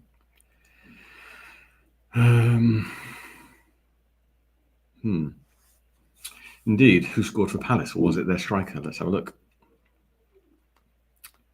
It was Sarr. Anyway, so Liverpool to win 5-6, draw 3-1. Just for information. If you put together currently Arsenal to beat Southampton, Bournemouth to beat Leicester, Villa to beat Man United, and Newcastle to beat Everton, that's 3.29 to 1. Just to let you know. If you add Brighton to beat Tottenham into that, it's 7.37 to 1. Just for your information. So here we are. West Ham have the ball. We're attacking. Obviously, when we pass it around in attacking positions, we're against Ipswich, so it's looking okay. Wan-Bissaka pass out to Bowen, far on the right wing. Ipswich are all back, so they're going to be quite comfortable. Bowen goes back to Sadibo, back to Kilman. Yikes. Again, one of those things you would have hoped that Potter by now would have kind of had a thing for them to do. The only thing I can think about as Alvarez tries to put something together, there's no one there, so he comes back to Kilman, who's going to cross it over to the right. No, deflection, Ipswich get it, great. Yeah, Potter's either terrible or so good. I don't really think he can hit a middle ground at this point. Oh dear, Ipswich counter. Mavropanos to Devo's cover. Oh, Ipswich player falls over. That was embarrassing. Pass it to right wing. Still got plenty of time and space. Ipswich player runs into the box, hits it straight at Fabianski. Wow, you can see why they're relegated. You can really see why. And I think obviously a couple of teams are coming up.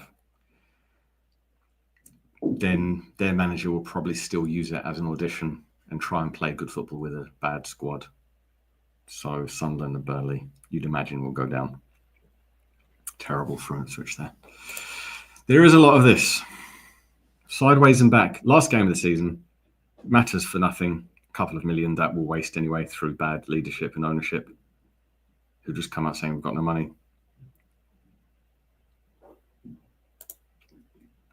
It is a bit, all of it. The game, chat. I'm very glad you're with me.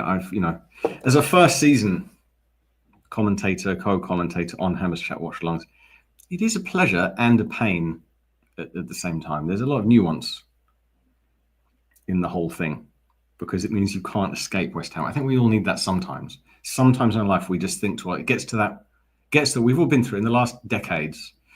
You just think, I can't really be doing with this. It could be Anfield. Obviously Anfield is away, but Liverpool away, whatever. And you just think, I'm going to give this one a skip, and you just go and do something else with your life. But this season it's been non-stop West Hamism. Ipswich counter, easily take it past Ward-Prowse, embarrassingly well. Not sure who that player was. Let's have a look. Absolutely made James Ward-Prowse sit on the floor. West Ham having defence, try and pump it forwards from Alvarez through to Bowen. Gets it, he's on the edge of the box. He has no hope or chances. He's still got the ball.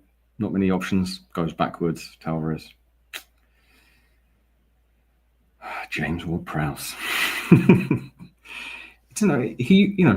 He was someone that could be called like a good footballer. Some people even said, England squad a few years ago. But now he just does jobs that anyone could do. Any one of us really. Get the ball, pass the ball, get the ball, pass the ball.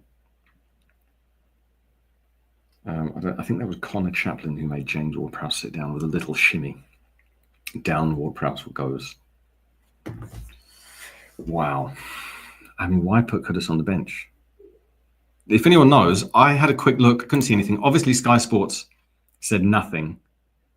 Sky Sports getting more annoying. They're getting more like themselves rather than less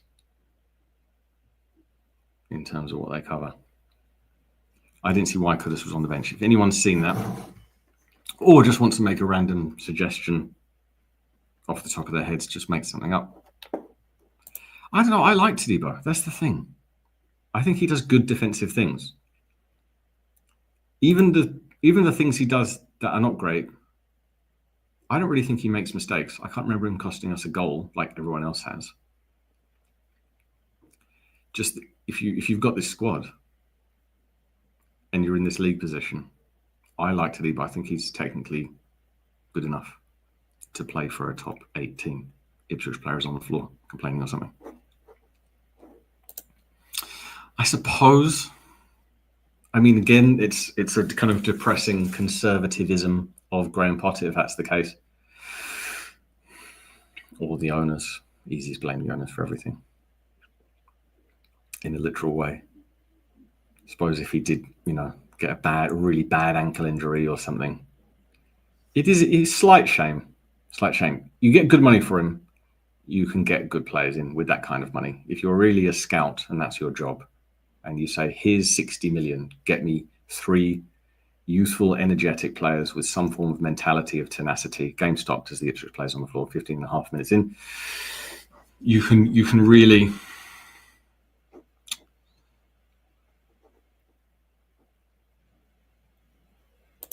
I don't know, he's had the ball a couple of times.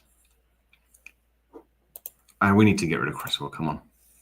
Obviously, the Antonio thing is nonsense. We need to get rid of him as well. Yeah, I mean, the Delap's on the bench as well, so I guess that's the same kind of thing. If you think you've got someone 50, 60 million and he breaks a bone in his foot or something. Ipswich throwing game's back on. Will West Ham do anything? Ipswich throwing. Oh, Tottenham are winning, says Mark. Let's have a look at the odds. Could a profit be made on this very day? Brighton 5-2, draw 5-2. Liverpool and Brighton to win 5.2 to 1. Let's see who's playing for Liverpool. If anyone wants to know what's happening in the West Ham game, I can mention that, but if we do anything good, I'll be the first to comment on it. Let's have a look. Let's concentrate more on financial input. Alvarez comes forward with the ball, passes out to Wan-Bissaka. He had no other options. Wan-Bissaka, bad cross. Ipswich make a meal of it, and Ipswich have it. They spoon it out. It's going to go for West Ham throw-in. No, Ward-Prowse keeps it in with his amazing skills, and it goes back to the West Ham defence. So Liverpool, they've got Diaz, Szoboszlai, Gakpo, Salah, Gravenberch, Jones, Van Dijk, Konate. They've got their team playing. And then Brighton, let's have a look.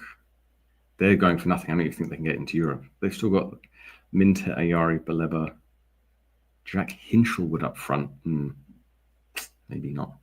Who are Tottenham playing? Solanke, Tell, Johnson, Gray, Bentancur, Sarr. Hard to say.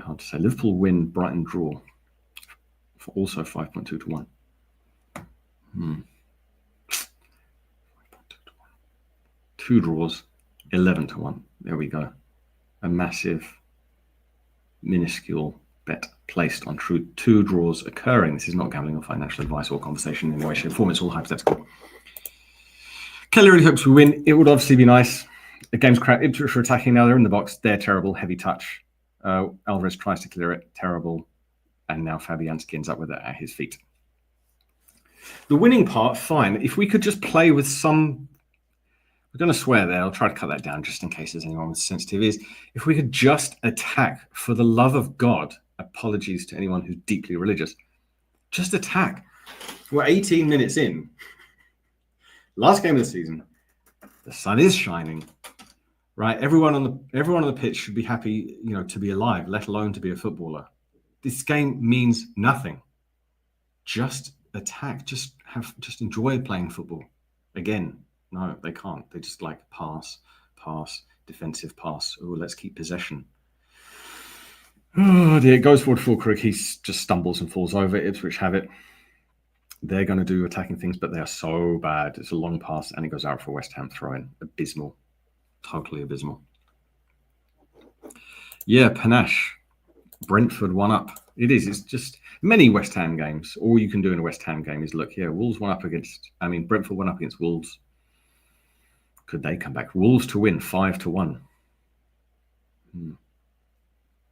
How tempting. What a tempting scenario we're in. City are also 1-up.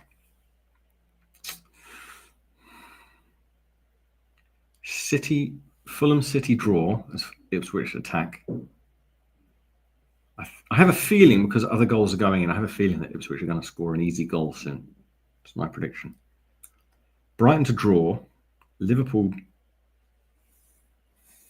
Let's see who's playing for Palace. But just Liverpool at home, full squad playing, and they're very good at coming from behind, even though Palace are doing okay and having been in a good mood. Liverpool to win, Brighton to draw, City to draw. 45-1. Wolves to draw 185-1. I mean, that's stupidly ambitious, but what's a pound between friends?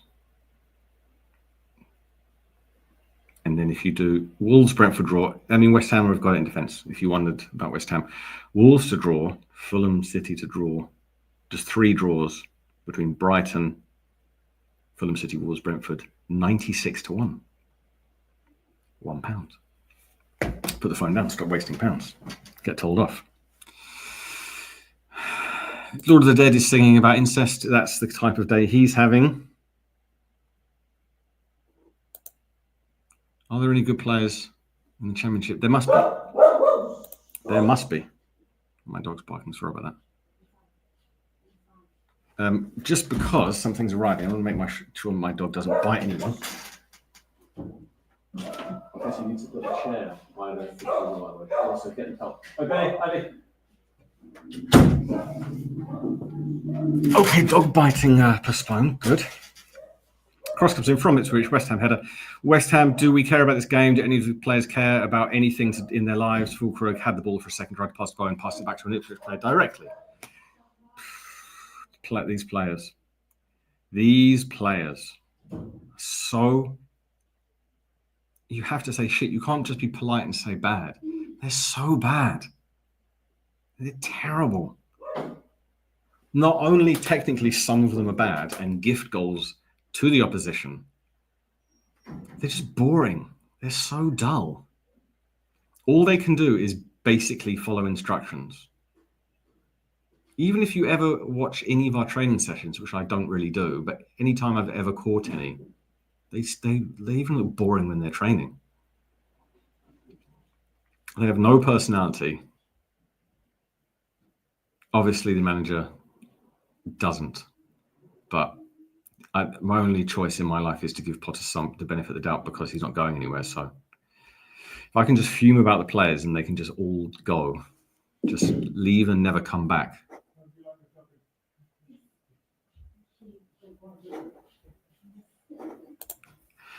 Yeah, I think we've all tried it. I think we've all had that moment in our lives. It could have been like a Spanish team. I'll support Barcelona this season, or I'll go to my local. I'll go to Maidstone FC, and then you never do. We've all had that moment in life, which I will bring back. I'm a very repetitive person. I apologise to all of you people listening, but the academy players, they're really the optimism, light at the end of the tunnel.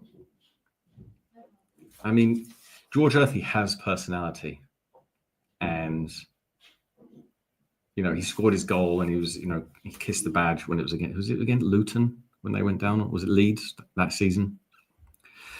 Probably Leeds. I forgot.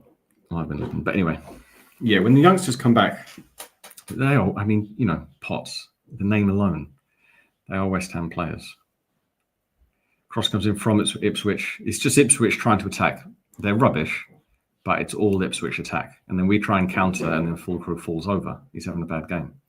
Ipswich shot. Good save from Fabianski. Ipswich still have it in the box. They're going to shoot again with Hutchison. He dummies. Shoot again. No, blocked. Mavropanos heads it out. Amazing. Kilman heads it out. Bowen tries to get it out. Fulkrug. I mean, again, once we try anything attacking or countery, it's no one. It's just only Fulkrug there. So Ipswich can put 3 players on him and then just, good interception from Skulls, knocks it out straight back to Ipswich because we've got no one. We have a non-existent midfield. Ipswich goalkeeper has it now. Yikes, what minute am I on? 24. I can do a refresh. Really try and get up to the latest second. Obviously, if this refresh knackers it, that's your fault. Still on the same thing. Yeah, 25 minutes.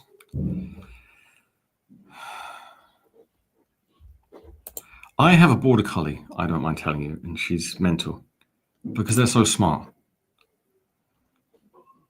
I mean, Lord of the Dead is still on the offensive lyrics. Incredulous, says Spiram. Ipswich have it again. Into the box. It's a bad pass. They're going to make something of it. Gets headed out by West Ham. Headed out again by Alvarez. Ipswich have it again. We are against one of the very, very, very worst teams in the league, and they are loving it against us. They've got the right wing. Hutchison tries to dribble it past Skulls, but he doesn't. Takes it back. Ipswich is number 40, whoever that is. Bad cross. Ipswich try and shoot. Bad shot. So, yeah, Ipswich passes, crosses, and shots. They're all terrible, but it's all Ipswich.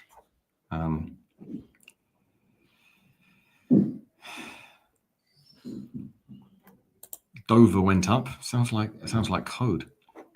Ipswich are indeed very much on top. That was a rhetorical question. West Ham headers, really. Yeah, we really, truly are. Never bet on your own team. I never do. I never bet on West Ham. There's no point in doing that because I have made profit off not doing on that. Yeah, West Ham need one of those midfielder things. James Ward-Prowse. He's just a brick wall of a person, not in stature, just in that you just bounce it off him to get another short pass somewhere else around the corner. Souček obviously can't pass. He does other things. And then Alvarez, I don't know what he does. I don't know what you want him. Yeah. Yes, thank you, Alex. Yes, she gets a lot. The thing with Border Collie is no such thing as enough. But she does get a lot of attention and exercise. We are too deep. Potter's out. Potter's stood up and he's shouting. What are you shouting, Graham? What are you shouting? Pass the ball to each other. You've picked 5-3-2. And the 3 are barely, let's just call them zeros. Souček, great for a period of time in the game, pops up with a goal. But as a midfielder, Souček's the player to use when, obviously in the last 15 minutes when there's no formation and tactics, you need a goal and it's scrappy, pump it into the box. West Ham got a cross in. Fulkrug, he's having a weird game. He didn't look like he was going to get near to that one and it hit part of his body or something. It was a good cross. And then Fulkrug did a weird body movement. And Ipswich player falls over. Referee gives them a free kick. Yeah, maybe it's a volume aspect. Tony Gale critical. He's telling the players, he's saying, what are you doing? Pass that ball. Keep possession. Possession is everything. Why do you think we're in 16th, lads? Possession. So West Ham do have possession now. You won't be surprised. It's with the defence. With Todibo. Passes it back. Countdown to going back to Fabianski. Goes over to Kilman. What do he do with it? Looks like he's going to pass it forward. He does. And the point is a little hoof up to Fulkrug, who's crowded out. That's West Ham this season. Defence, defence, defence. Kick it to one up top. At least we've got a striker.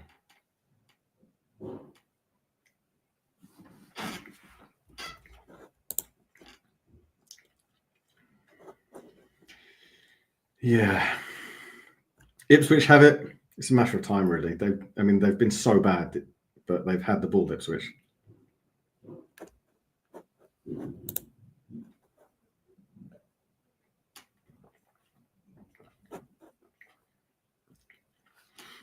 Many good comments here. I agree with all of them. You're going to have to read them because I need to drink this. This ginger beer is so nice. I can't recommend it enough.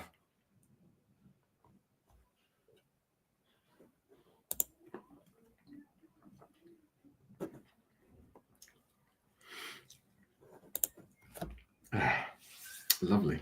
So refreshing. Young player good enough, his Potts. I mean, for some level of being adventurous and thinking toward the future, other players should get game time.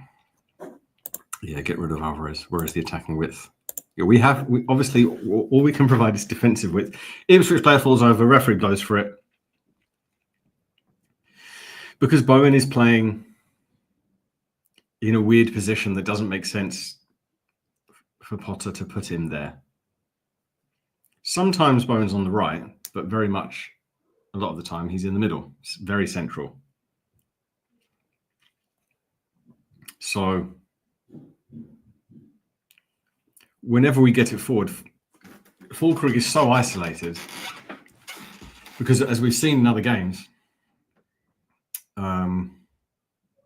several of them come to mind. Bournemouth away, even though that wasn't Potter, but with the players that we have,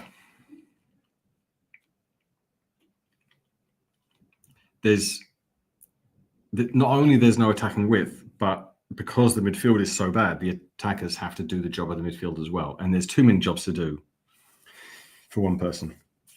West Ham have it. It goes to Potter, to Alvarez, to Todibo. And then, up to Soucek, back to Mavropanos, now Wan-Bissaka. This is just really...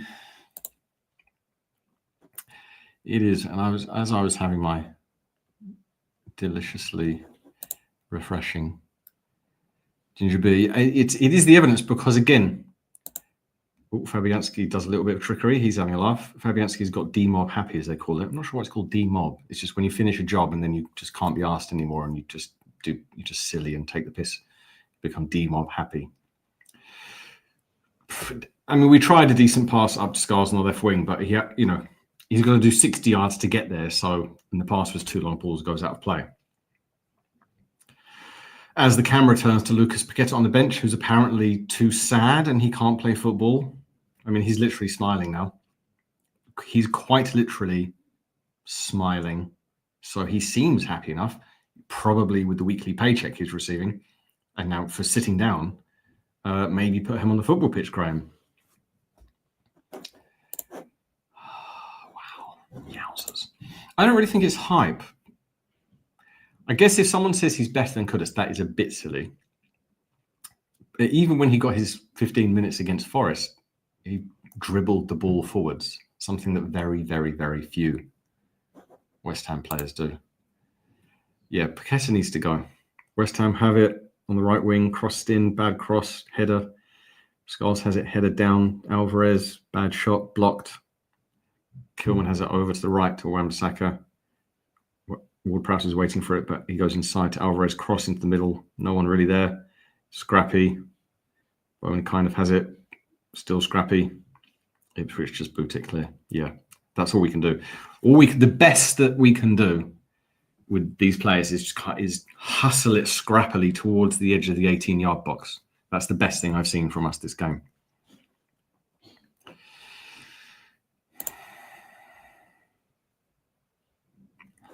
Yeah, we have. What was this about? Still, you never see English Bull Terriers in sheep trial events, do you? True, I suppose. It's caught me off guard, that has. Cross chat. Referee's blown up for something. Referee wants to get involved. King of the Boarfests. Yeah, we're so bad.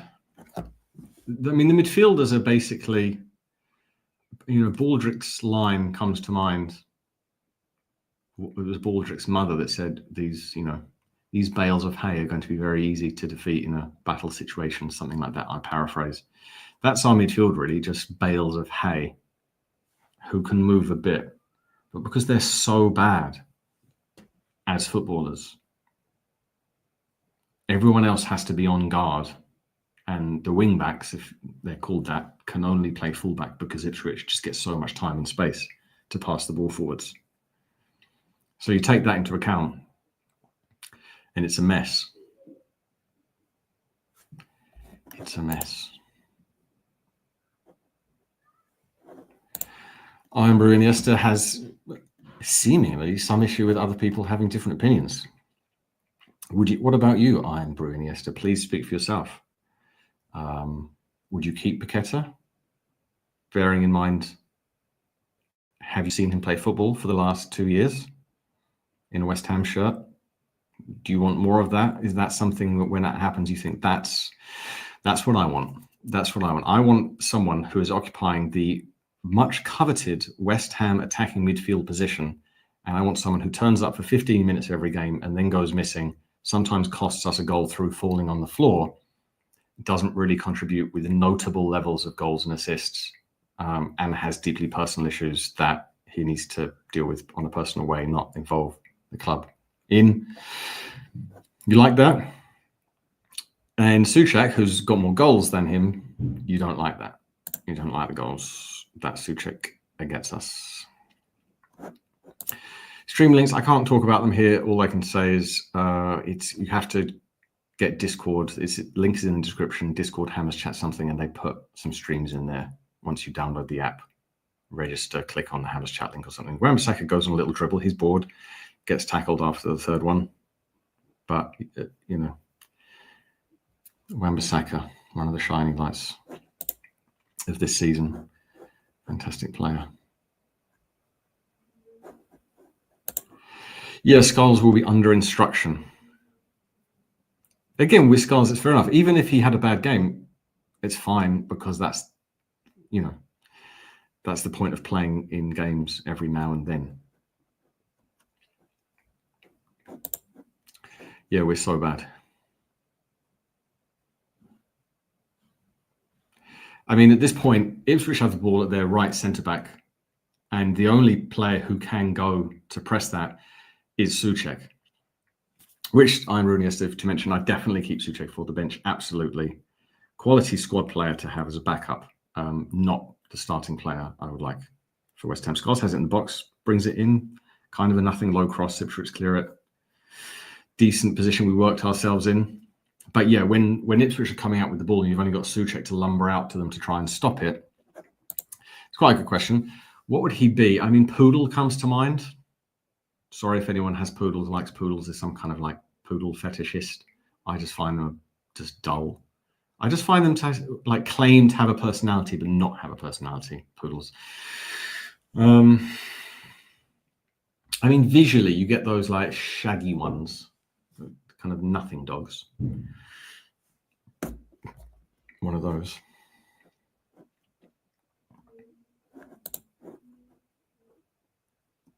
There we go with Dave. The bales of hay. Sacks of hay.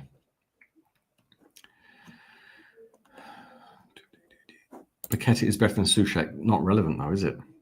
That's not the point. I say sell Paqueta, get in someone else, put Souček on the bench for the last 15 minutes. He will pop up with a goal. West Ham attack, shot right at the goalkeeper. Shot again, deflected, no.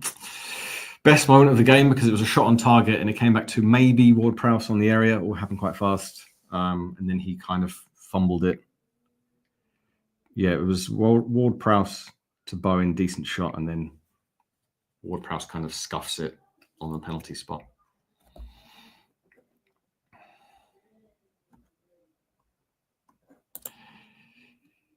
Yeah.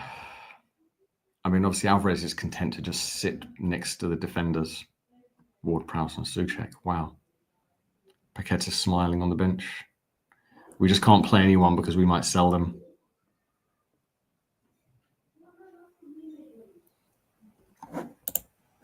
I guess Ipswich will have a good time in the Championship. Is this a whinge along? Yep, you have to. Unless you like being in 16th, 17th, you have to whinge. Pile of dross. I mean, Jeff brings the irony. I think he was brilliant. I think he was sardonic. I think he was being weird. What have we learnt? Just had things confirmed to us. Ipswich have the ball. West Ham do anything, I'll let you know. Some of these comments, I'm a minute behind your comments.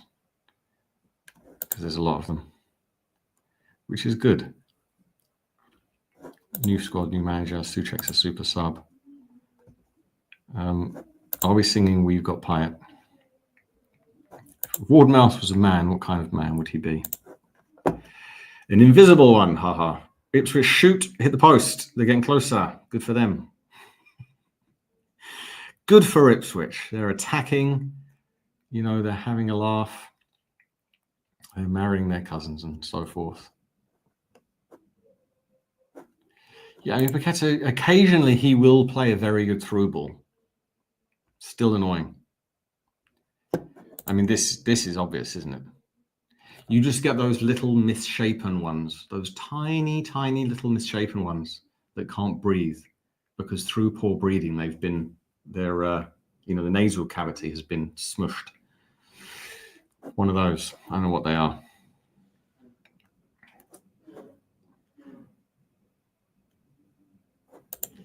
A lot of fans want pace. Yeah, I mean, it's more energy, isn't it? You know, Newcastle are definitely something to aspire to. You have to admit, and it's easy to admit that because we don't really have anything against them. But they do play with energy. They're willing to do that in every game, pretty much. Obviously, they have far, far, far better players than we do, on the whole.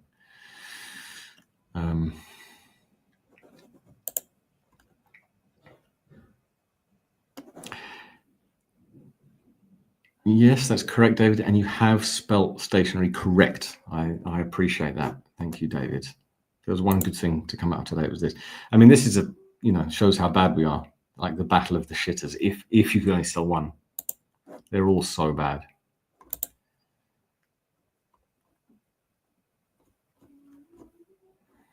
Yeah, rat. Ratty McRat. If Fulkrug was a dog, would he bite your postman or woman? Oh, West Ham scored. Ward-Prowse. Just as everyone was writing him off. Ward-Prowse. Goal. Ward-Prowse. 3. West Ham 1-0. West Ham 1-0. Maybe we'll finish 15th or something. The excitement is palpable. Thanks to David Sullivan, Houdan Lopetegui, and now Graham Potter, a West Ham goal means nothing to me emotionally. I mean, it was an Ipswich gift. So Bowen did very, very well. Ipswich passed it back when there was no back pass there. Bowen pounced. And then he finds Ward-Prowse square. Ward-Prowse finishes into, let's call it an open goal, even though the goalkeeper was there. I'm not going to give Ward-Prowse any praise for that. It's basically an open goal. Ipswich mistake. So, it was Bowen's goal. That's another assist for Bowen. Thomas Tuchel doesn't care about that. I don't know, Jared Bowen, or Joji Bowenicki, as he needs to be called to get called up for England. Get that hairband, Jared. Do your hair. Get the locks on. Look cool, act cool. Do interviews like really low key. Then you might be picked for England, because Tommy Tuchel has a hard on for Noni Madueke and others like him, and Jordan Henderson, because he's a cool dude. Arsenal 1-up, Bournemouth Leicester 0-0, Brentford still 1-up against Wolves, City still 1-up against Fulham, Villa Man U 0-0, Newcastle Everton 0-0, Tottenham still beating Brighton 1-0, Palace still 1-0, now West Ham 1-0, and Forest Chelsea 0-0. As the game goes on, what do we get for renewing? Liverpool draw, Tottenham draw, and Bournemouth win 12-1. If you put Villa win 31-1, maybe £1 should be placed. That's suspended. Maybe I'm too late on Villa. Odds on. Oh shit. Villa Man U betting is locked. Let's see if there's a goal there. No, it still says 0-0. Ipswich to win 8-1. I mean, they are abysmal.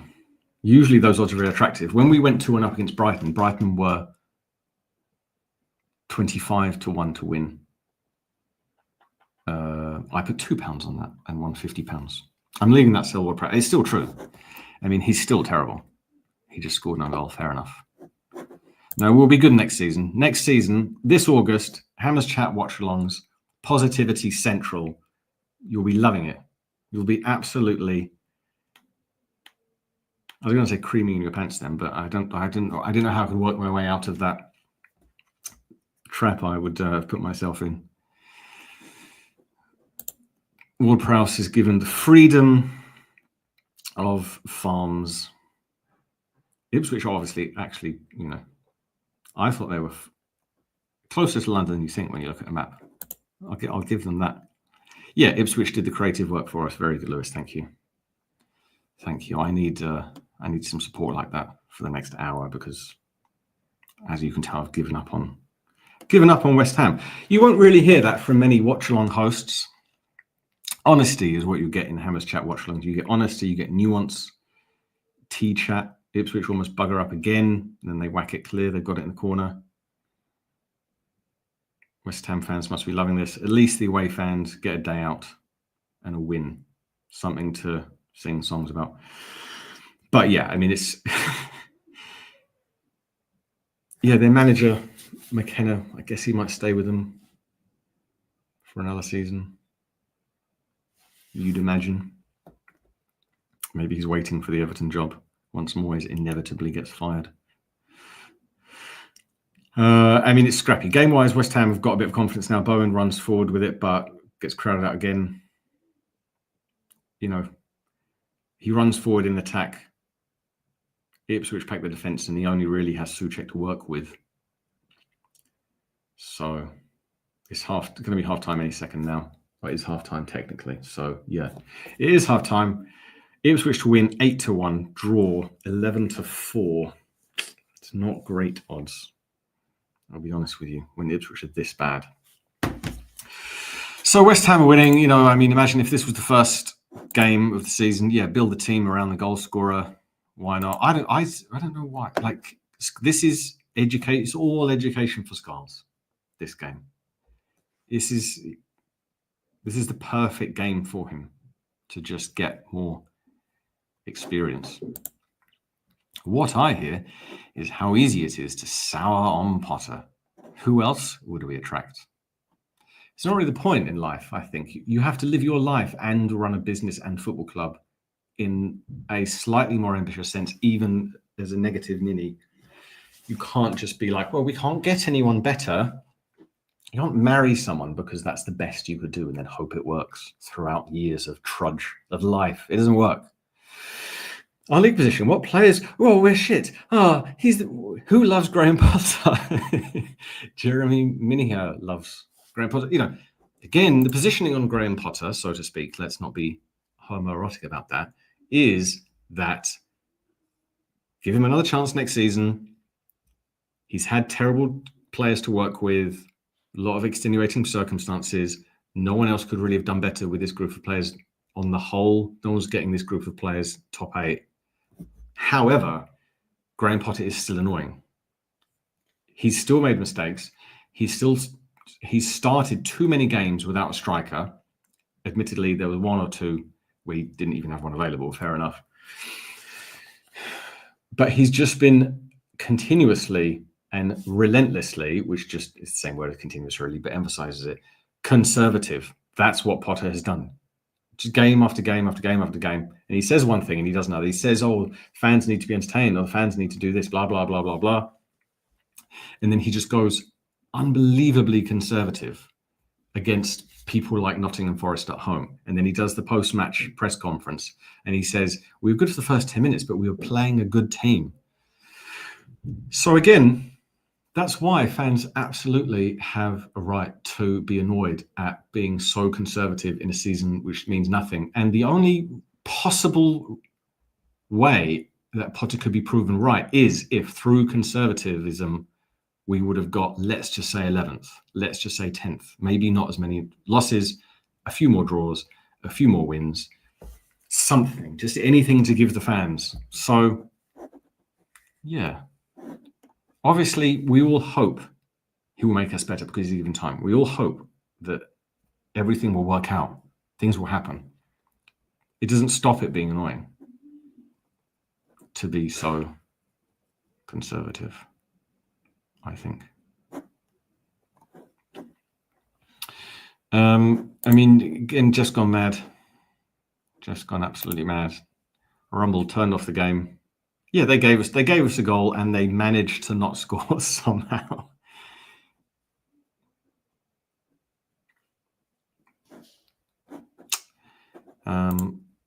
Alvarez has to go at the end. I think you are very boring, but I'd rather listen to you than watch West Ham. Thank you. Thanks very much. I mean, I am quite boring.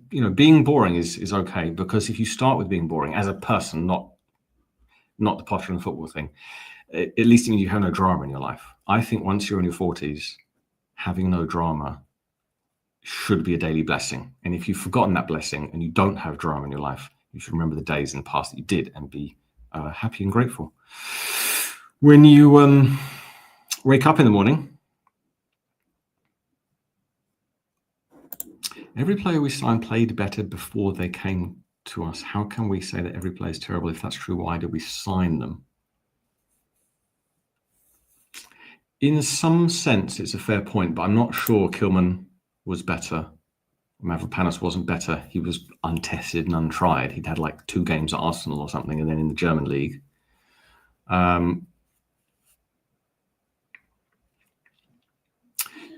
Souček's fine, but he's just now, age catches up with you when that's part of your game. I'm just trying to think who else in the squad. I mean, Alvarez played for Ajax, so you can't really say he was better. He's just, the hope was that he'd become something in his position, but he didn't. So that's poor scouting, you could say. And then we don't really have anyone else. Danny Ings. I mean, who else? Was it a good goal? I mean, Ipswich played it wasn't even a back pass necessarily to the goalkeeper. It was Ipswich midfielder back pass to the defence. Bowen saw it, leapt on it, got it very well. He snatched it running left up to the 18-yard line, and then the ball was under himself a lot, but he managed to kind of squirm and square it toward Prowse, who had an open goal and scored. So again, as I say, that's an assist for Joju Bowenicki. I will continue with calling him that because there's no reason why, if you were Thomas Tuchel, you would not put someone who scores goals and assists for a bad team in the squad. So if you want to, we can whinge about a lot of things here. Thomas Tuchel, I'm very happy to just moan about England. I don't see the way England, win the World Cup just because the other teams are. Spain are just becoming unbelievably good now with the technical abilities their players have, their starting lineup has. Getting off in a bit, 12 months ahead of us, but why not? Technical ability of Spain, their mentality that they just play free. They get on the pitch and they play football, whereas England football is it just overthink it, and we've never been able to snap out of that. I'm a YouTube Potter. Thank you. It's nice to finish on that from my fellow West Hamians, to finish the season with being relentlessly criticized. I know you're only joking, but I don't mind. I can take it because I'm boring. Part of being boring is you have a very solid mental resilience. How is Potter rating on the boring SEO meter? 10 out of 10, really. I mean, he's doing as well as he could.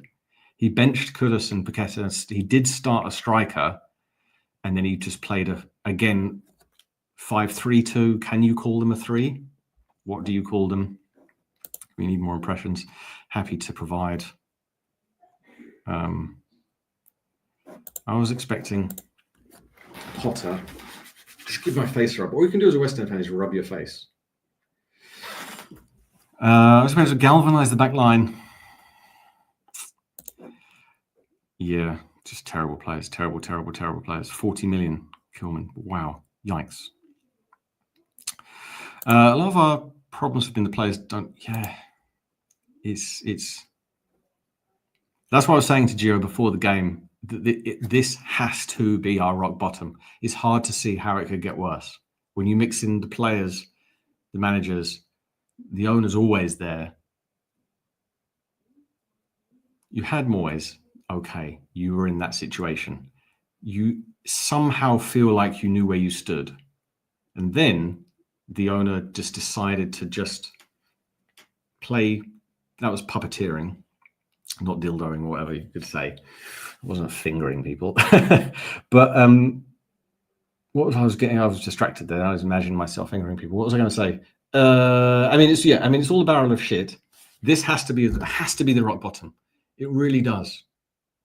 West Ham will always surprise you, I suppose. It could always be worse next season, but I don't think it will be. Don't think it will be. I think it will get better. Things can only get better, etc. Things can only get better once we sell Lucas Paqueta. Servant. Jeff bangs out the great servant line just to annoy me. Hasn't been a servant.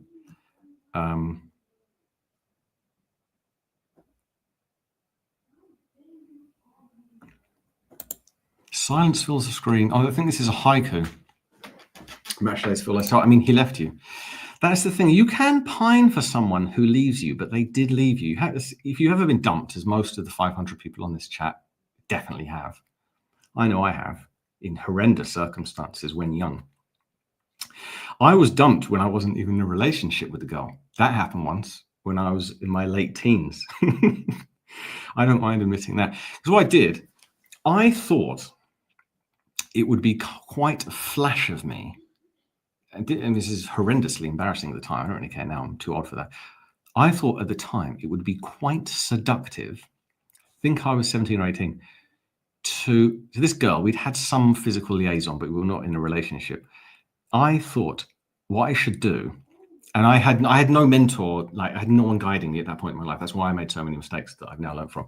I thought it would be really swish to text her at first days of SMS, to text her a romantic proposition in Spanish. And I thought, it's Spanish, and like that. Didn't work.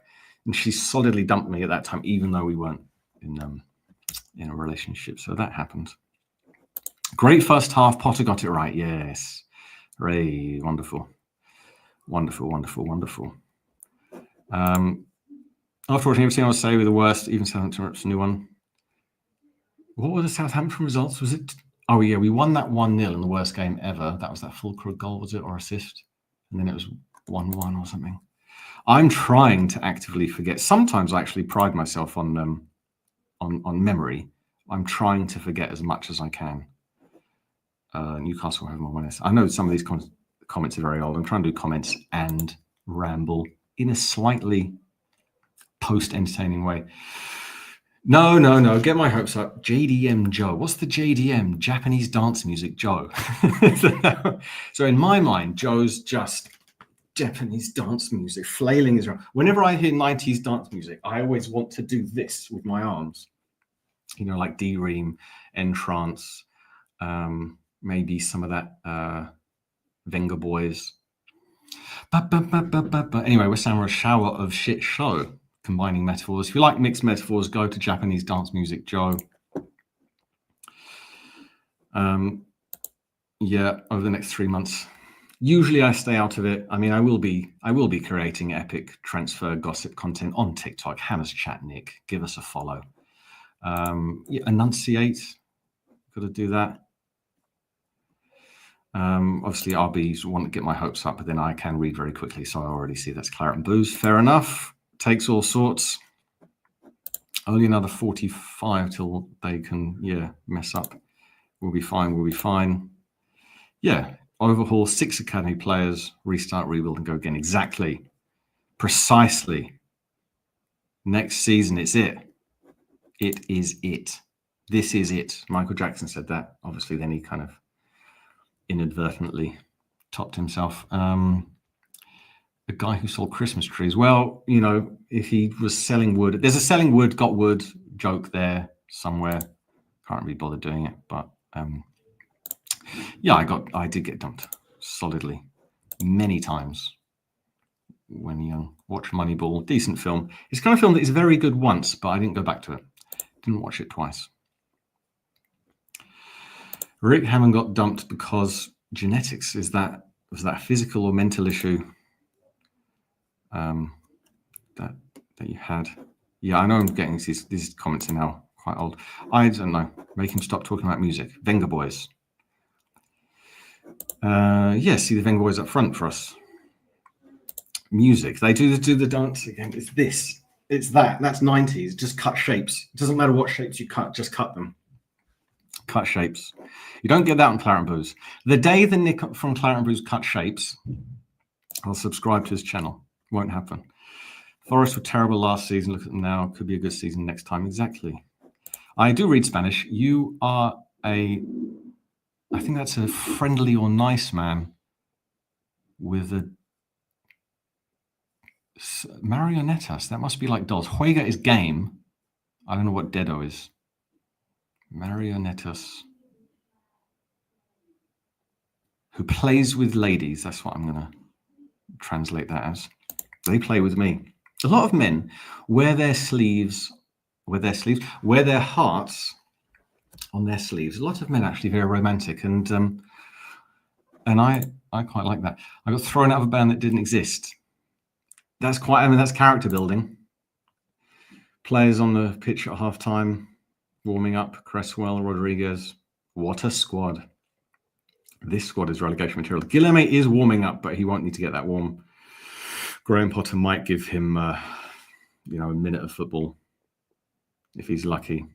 Someone said in the chat in the Nottingham Forest game when Guilherme got his 15 minutes, when we were all moaning about, oh, now he's finally got a few minutes and he came on and dribbled it forward. Someone in the chat said, like, oh, yeah, but they kind of defended Potter saying like, oh, yeah, but you can't just throw him in. You need to give him time. But that's the problem, that Potter hasn't done that every game.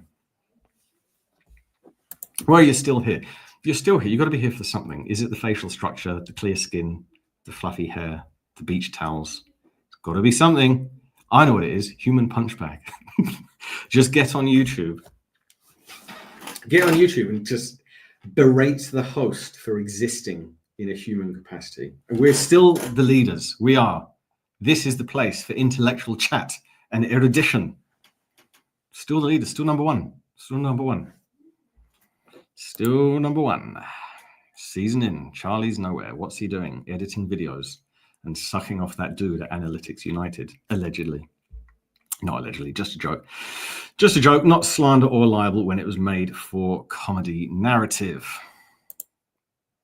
Have West Ham made inches? I mean, at this point, this is why people get annoyed with Graham Potter, because this game is, you could call it what you want. Obviously, the word turgid springs to mind. You'll all have your own words. You're very handsome and intelligent people. Please stay along. Don't watch another watch along. West Ham kickoff. You've had this 45 minutes of football, and then Graham Potter and his mate, whoever he is, they come back and they sit there and they're looking at a screen and going, the thing with the thing and the thing. Ah, well, what about that? It's like, Graham, you're playing 5-3-2 against Ipswich.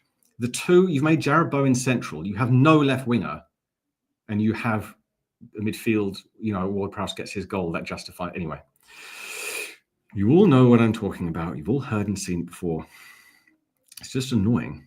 I would prefer if they just came back. If Graham Potter just came back and sat down and stared up at the sky and sat catatonically and didn't move, then I'd be, all right. I guess he's going for a catatonic state today. I see that.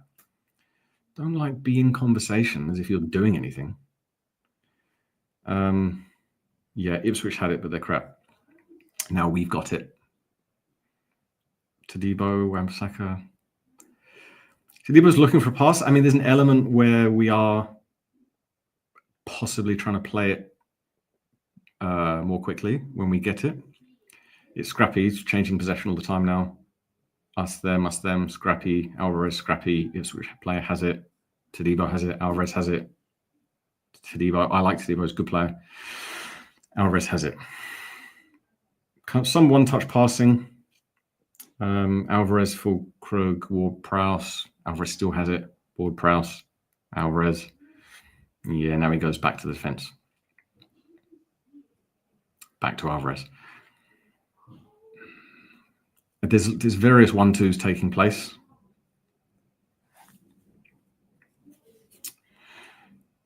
Yeah, Alvarez still has it in midfield. Ipswich are just watching. Alvarez passes it to Bowen. Bowen gets it across the right. It's not a great pass to Scholes, who does have it. It's a left-footed cross from Souček. You won't be surprised to know it was a bit crap. And then it goes out for West Ham throw-in. If you were a half-decent footballing team, you'd be up against this Ipswich side.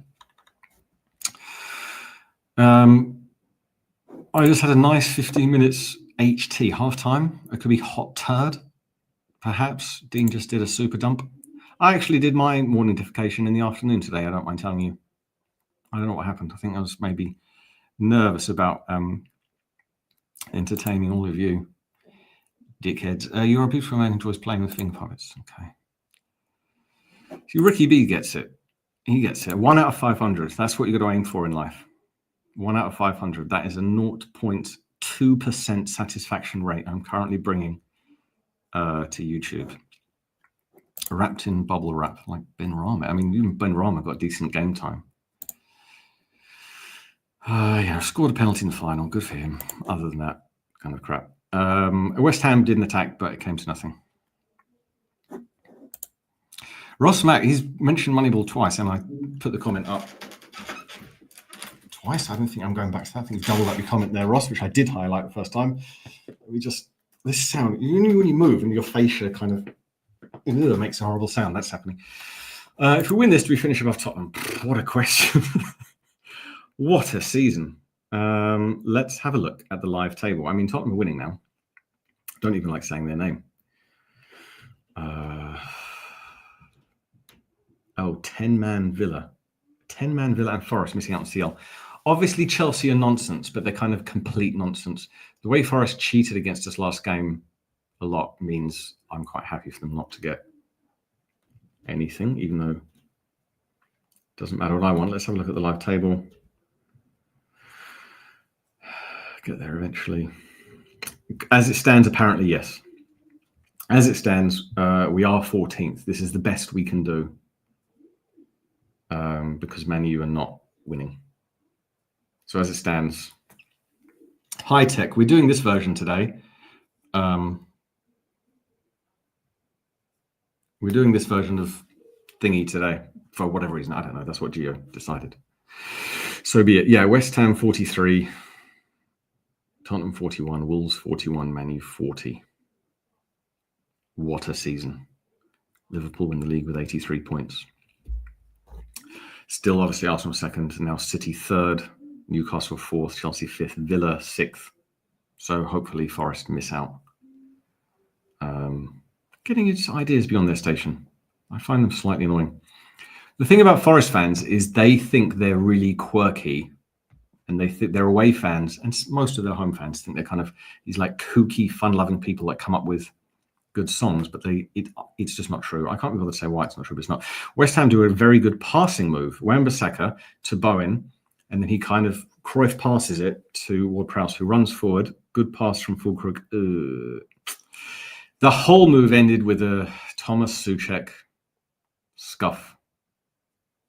You know, Souček scores a lot of goals for us, and they're usually important goals, as important as they can be. But he's kind of crap at the same time. I've called it the Souček conundrum many times before. You'll all know that. Yeah, I mean, Ward-Prowse is doing very good now against Ipswich. That's true. It's absolutely bang on. Yeah, it would, but they're not going to win it, are they? That's the thing. Clubs like them get into the Champions League. They're going to go out at some point. Maybe it keeps them busy. Maybe it worsens their league position. You have to take what small joys in life are presented to you by Jesus, Lord Almighty, who saved us all, and so forth.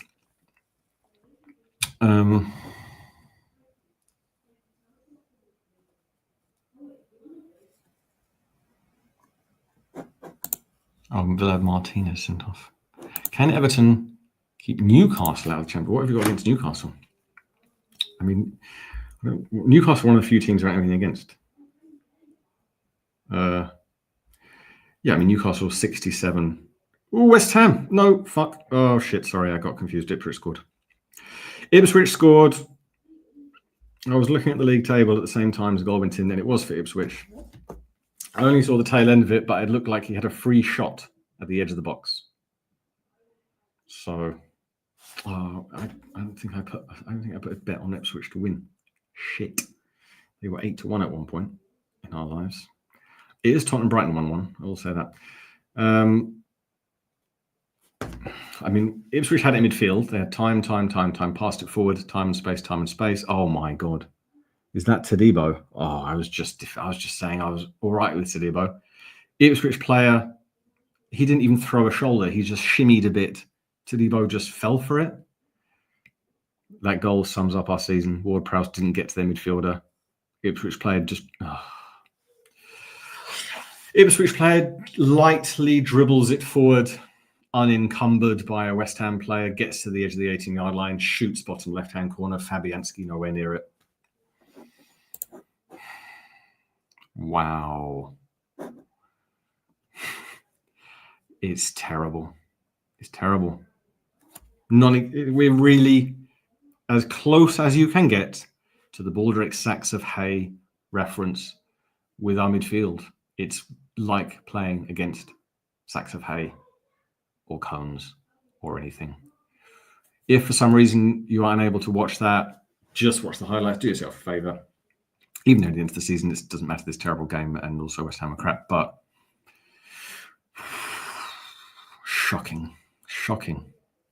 shockingly bad goal to concede.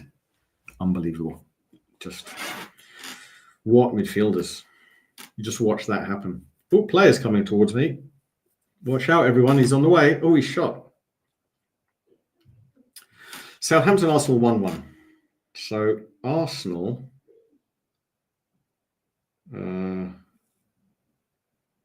Tottenham, Brighton 1-1. Interesting. Liverpool Palace draw. I think Ipswich West Ham probably will be a draw. I think it will be two bad goals from both teams, 2-2. Also, Chelsea are 1 up against Forest. That could be a draw. £1, 43-1. Time for me to drink some of this. And highlight your comments. Read them out yourself at home. Read them out loud so I don't have to.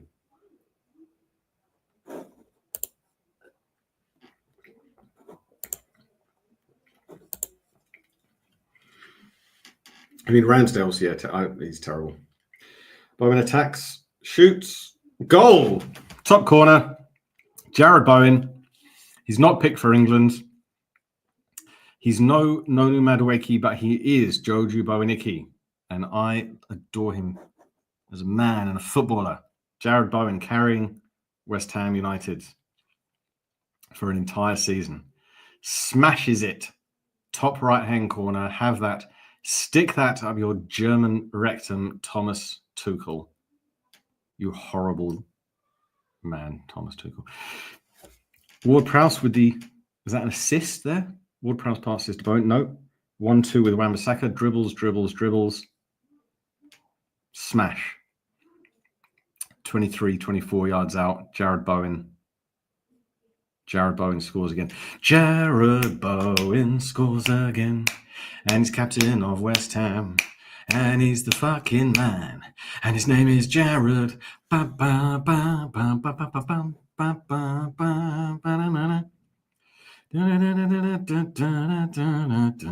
copyright intended.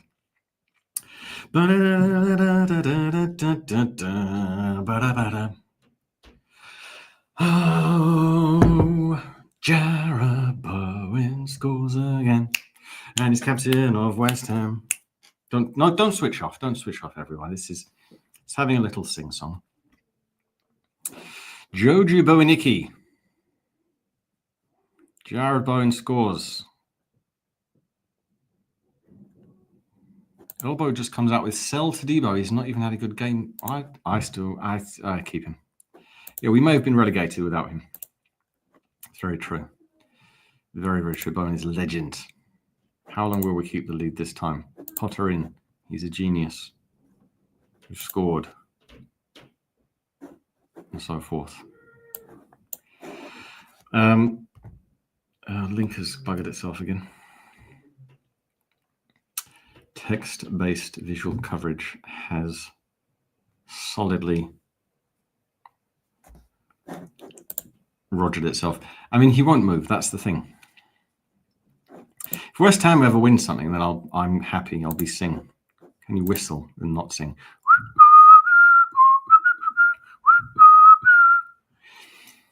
Yeah, the thingy's not working. That's annoying. It stopped. Probably start again in a minute. They'll probably score. Will Ipswich score in the time it takes my text-based coverage to return? World-class goal, yes. Tommy Tuchel can't stand it. Too good for England. I'm going to leave that up there. The coverage has paused itself and is failing. Much like, West Ham fail or whatever. There's a metaphor there. Draw 3-1. Ipswich to win 11-1. And they're terrible. Will they score? Ipswich to score 2? I don't believe it. Arsenal to win a 4-6, if you're interested. Anyway, I need to figure out something else in the game because that link absolutely buggered itself.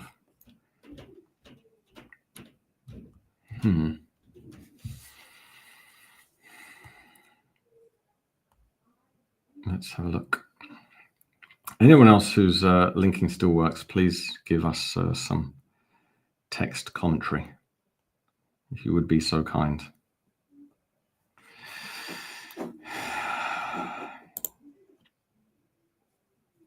Oh, there we go. It's back. Still 2-1 up. Still 2-1 up. Yeah, Dean's not having he had a good half time, but second half hasn't been as promising for him. Ipswich free kick on the left wing. They're going to cross it in. It's quite tiring, this presenting malarkey, isn't it? Anyone else want to do it next season? hammerschat@gmail.com. Let them know. You don't have to have me the whole time. Yeah, I mean, again, it's a fashion game. It's all about the haircut with Thomas Tuchel. Ball's in West Ham's box, bobbling around. West Ham headings.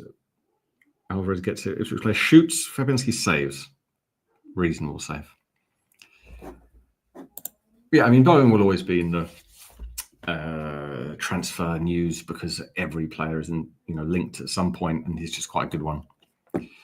Yeah, and Kilman's terrible. Wish we'd sell him. I cannot see improvement in him. I can't see how he improves based on the type of mistakes he makes. Just the complete lack of awareness. I don't think at this point in Kilman's life you can suddenly teach these things. Goals he's just let in for us this season, directly his fault. Fulkrug makes Wan-Bissaka with a crossfield pass. Ward-Prowse has so much time, crosses it over to the left. Ipswich goalkeeper's going to come out to that floaty Floaty cross, an aged BBC Merlin. Yeah, clutching straws there, likeness-wise. Probably. I mean, if anyone wants to get a petition going, if anyone believes in the power of petitions, personally, I don't. If you want to sign them, go ahead. I'm not saying don't sign. It's your free will. I don't really see what's next once the numbers get up there. Yeah, I mean, if you don't want us there, make a petition on change.com or whatever it's called. Bring Charlie back, unless he's noshing off that Analytics United dude too furiously and he doesn't want to.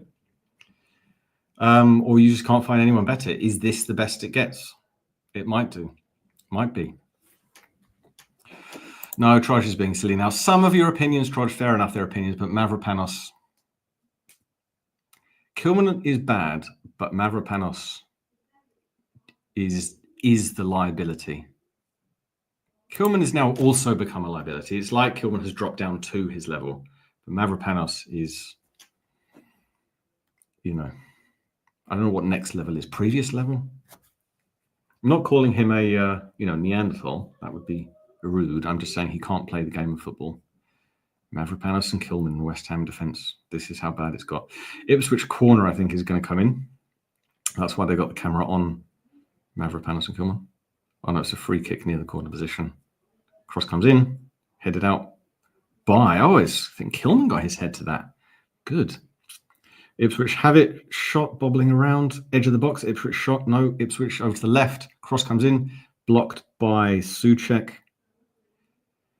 It's scrappy and horrible. Alvarez hoofs it clear to the halfway line. Ward-Prowse is trying to get up to it, but the referee's blowing up for something. Don't know what. Referee has given Ipswich something. Mavropanos is on the floor holding his knee, but the referee was pointing in that direction. Mavropanos gave Bournemouth their goal. We were winning 1-1. Mavropanos gave them a free kick.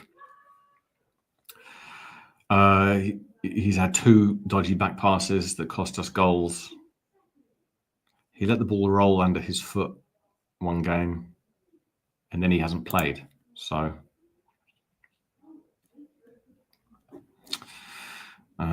see this. I don't know who this is. I like this person. I haven't paid the money to say this. The Charlie stuff, slightly rude.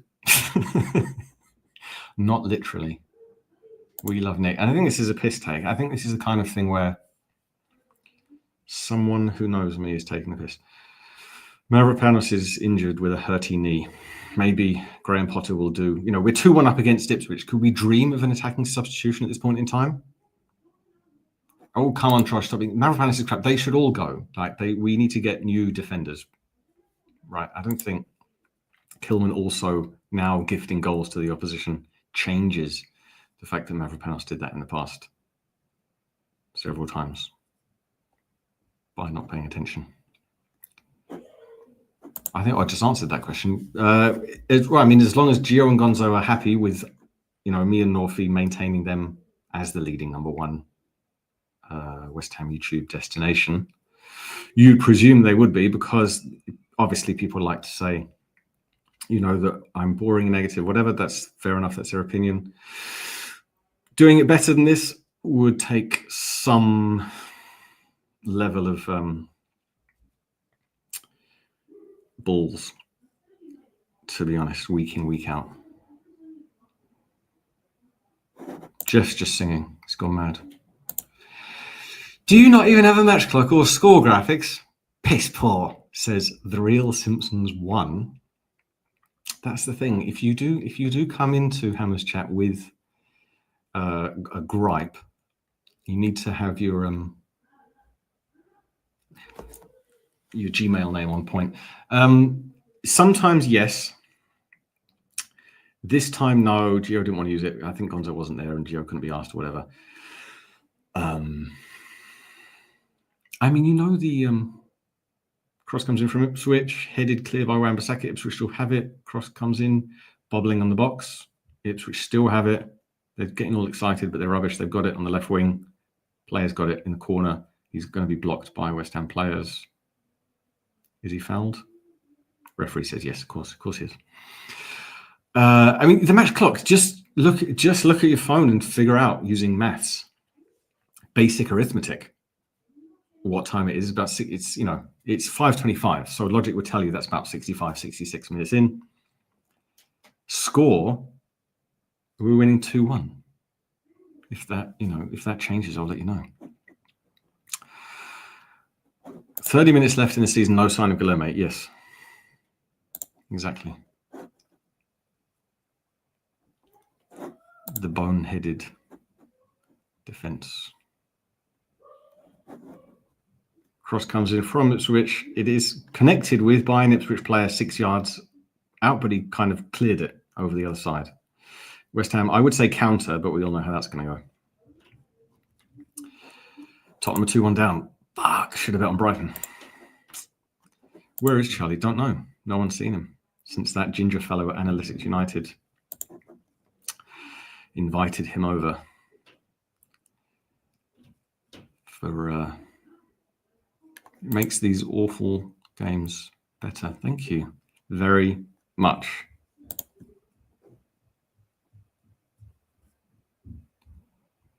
Spurs negative goal difference. Kilman is a worse buy. Yeah, we're scraping the barrel here, aren't we?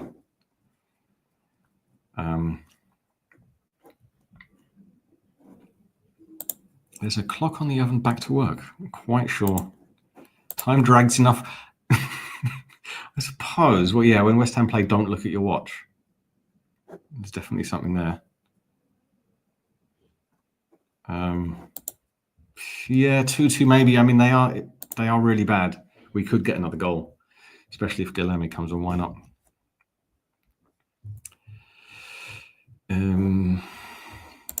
No, I mean, the FA don't know when the decision is due because they always put it back, continuously put it back. It was supposed to be, I think, the first one. I'm not sure February was even the first one.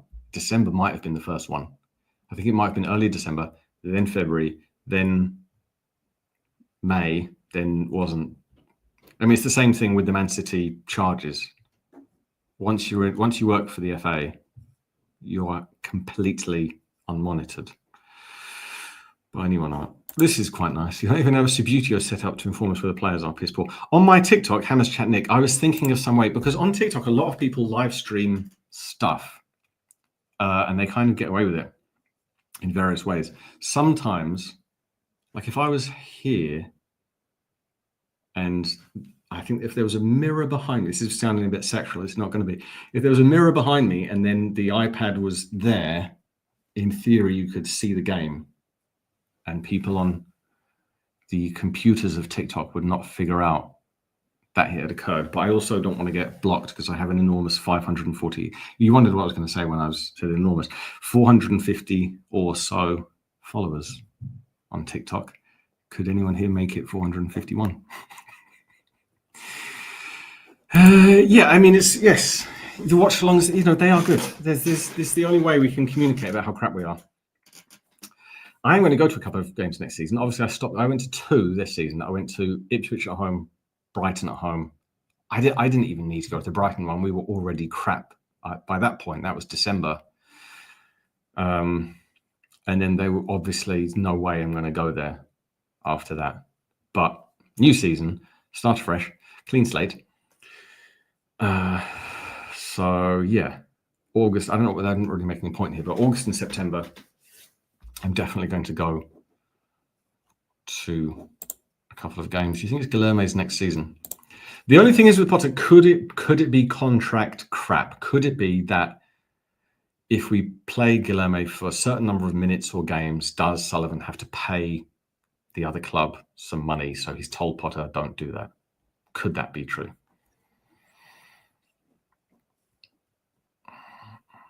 Everton are winning 1-0. Liverpool player got sent off. What's going on in the world of sport? Ipswich attack into the box. Shoot. Terrible shot. Oh, they're so bad. They're so bad. We gave them that chance, but they absolutely did nothing with it. Is Arsenal got to play out? So Southampton, Arsenal 1-1. Let's have a quick look.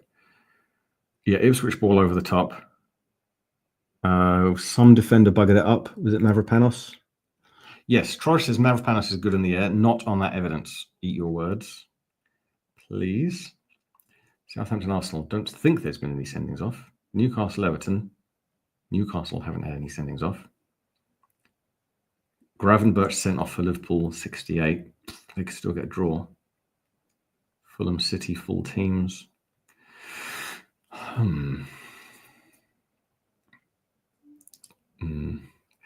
So Newcastle 16-5, obviously slightly better than 3-1. Man U Villa. Man U are terrible. Forest Chelsea. Could Forest get 1 goal? There's definitely something there, but I'm trying to divine what it is without watching. Arsenal at evens. Arsenal to win, Newcastle to win is 8-1. One can dream. Why not? Why not? It's just, what can a pound buy these days anyway? Sod all. In Britain. We talk about politics all summer. Time for Barry Silver to check Smithfield from Southern. We'll buy some crap. We'll definitely buy some crap. Newcastle is very good, worth a watch. Fair enough. Skulls get subbed off. Hearty round of applause from the travelling West Ham fans. Soufal comes on. I mean, yeah, I will watch it. I haven't been to the cinema in many years. Can't remember the last time I went. Oh, yeah. Guardians of the Galaxy 3 was the last time I went to the cinema. And I don't mind admitting, I became quite moist in the eye region in Guardians of the Galaxy 3 when they had those other, if you spoiler alert, if you haven't seen Guardians of the Galaxy, but they had some characters and they got like slaughtered or killed or something. And they built them up to have such kind of warm, jovial camaraderie and friendship between them. I was quite emotional when those characters died in Guardians of the Galaxy 3. Yesterday, I'd finished watching something, there was nothing on, and I never watched the normal TV because who does these days? But I thought, okay, I'll just see, what the masses entertain themselves with. And then Kung Fu Panda 2 had just started. I knew it was good, but I forgot what a good film. A solidly good, well-made, very well-made film. Kung Fu Panda 2 was. So I think we are giving them the ball, but we've got it too. Again, it's 2 bad teams. So now we've got it and they're kind of sat deep, even though they're 2-1 down and they're relegated. They just don't know what else to do. Is that Delap on the pitch for them now? Might be. I've missed enough things in this game. Let's have a look. Did Ipswich make any subs? Yeah, Delap is on. So, he could definitely score for them. Obviously, it would be good if he signed for us. Oh, dear. Ipswich 25-1 to win the game. Why not? 25-1. £1, why not? And then there's 7-2 to draw. A £4 bet would return 18 in total. Although this is not gambling conversation. Something about garden gnomes, not quite sure what that about. I had dark chocolate, which not only worked once against Brighton, but is also very healthy because of the whole flavonoid things that are natural antioxidants. And it's quite fibrous, dark chocolate. So, and also it keeps your figure, doable by the ladies as well. Too many baby bells and you lose a certain doability factor, I find.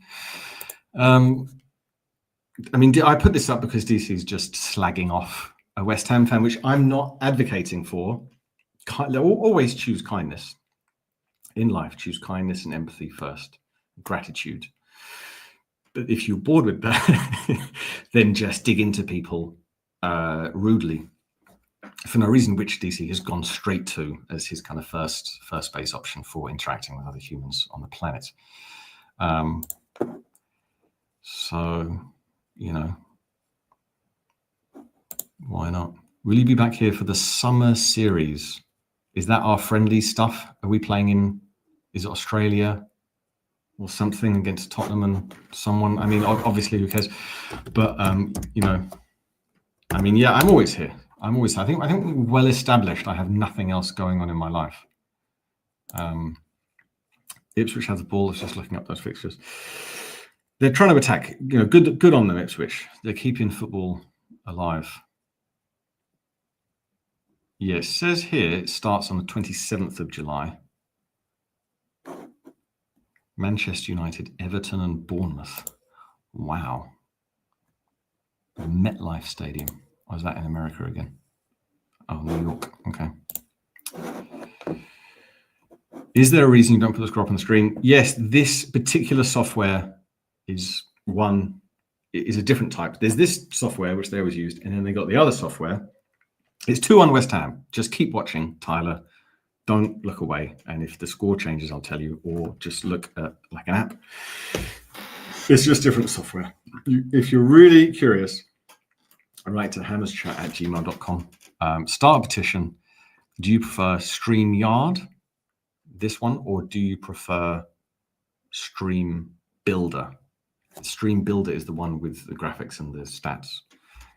I don't care about stats, so, you know, whatever. Ipswich are going to make 2 substitutions, someone with someone else. Yeah, trailer good for 28 years later. And I think it was both what they called Danny Boyle and Alex Garland might be the other one. They did the first 2, I think, and then they joined up to make this one. So that's good. But there is a 4th one on the cards, and the director was, I'll just say it, a DEI hire. If you haven't seen, obviously you must. If you haven't seen, I don't know why I'm wrapping myself up in words. If you have not yet come across the YouTube channel Critical Drinker, he reviews a lot of films and has opinions that some people would agree with, some people would not. You've probably heard of him. He usually does the rounds on social media, and if you watch YouTube, you probably have. But anyway, he's reviewed it. We are not smart enough to build KPIs and player contract. We just give, yeah.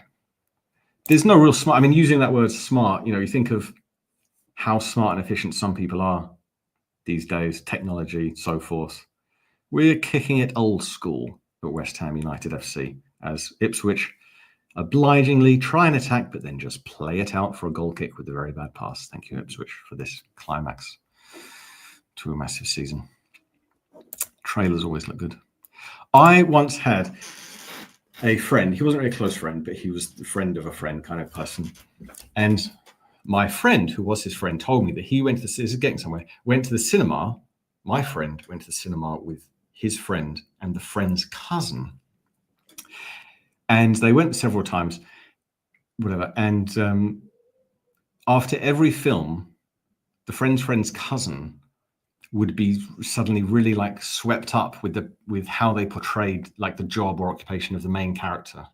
So if they went to watch the cinema, this was a long time ago. So if they went to watch like The Perfect Storm with George Clooney, they'd walk out of the cinema and he'd say, you know, I just wouldn't mind being a fisherman, because obviously in the film they portray things in a very romantic cinematographical way.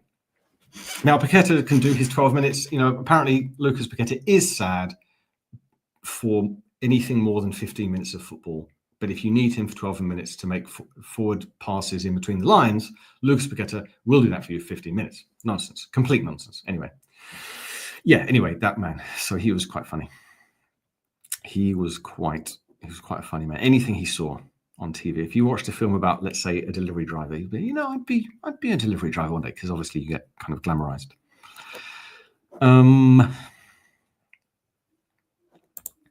Trodge showing his age there. Also, Blackadder quote we can work into there.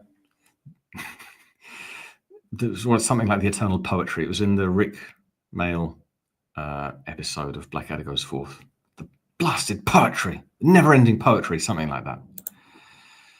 Sufol and Kudus coming on, definitely pointless substitutions. It's an independent Christian lawyers, blah, blah, blah. I mean, someone could get involved.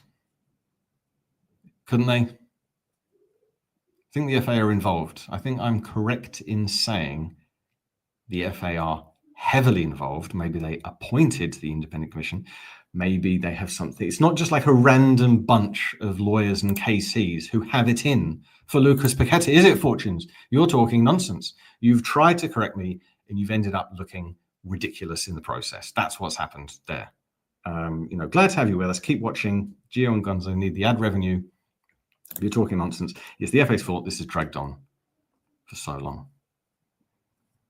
There we go. There we go. Trudge is into it. Yeah. Hopefully, I mean, hopefully it would be a good film because most has been crap. The new Superman, that looks terrible to me. He doesn't look like Superman. He looks quite weedy.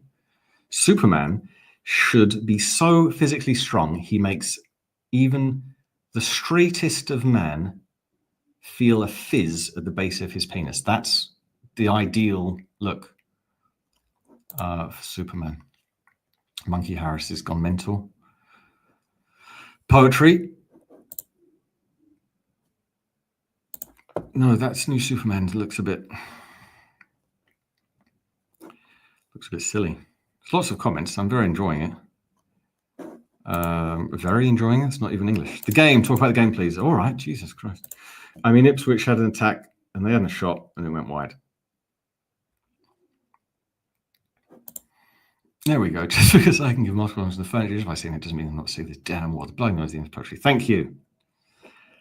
Thank you. Talk about the game. The game. The beautiful game. I admire Ryan's interest in West Ham. 82 minutes in. So, Kudus on the pitch. We've got a left winger. But it came to nothing. It's crappy. Problem is, even though my blathering nonsense is stupid and boring, I would fear that if I talk about the game solidly, more people will turn off. And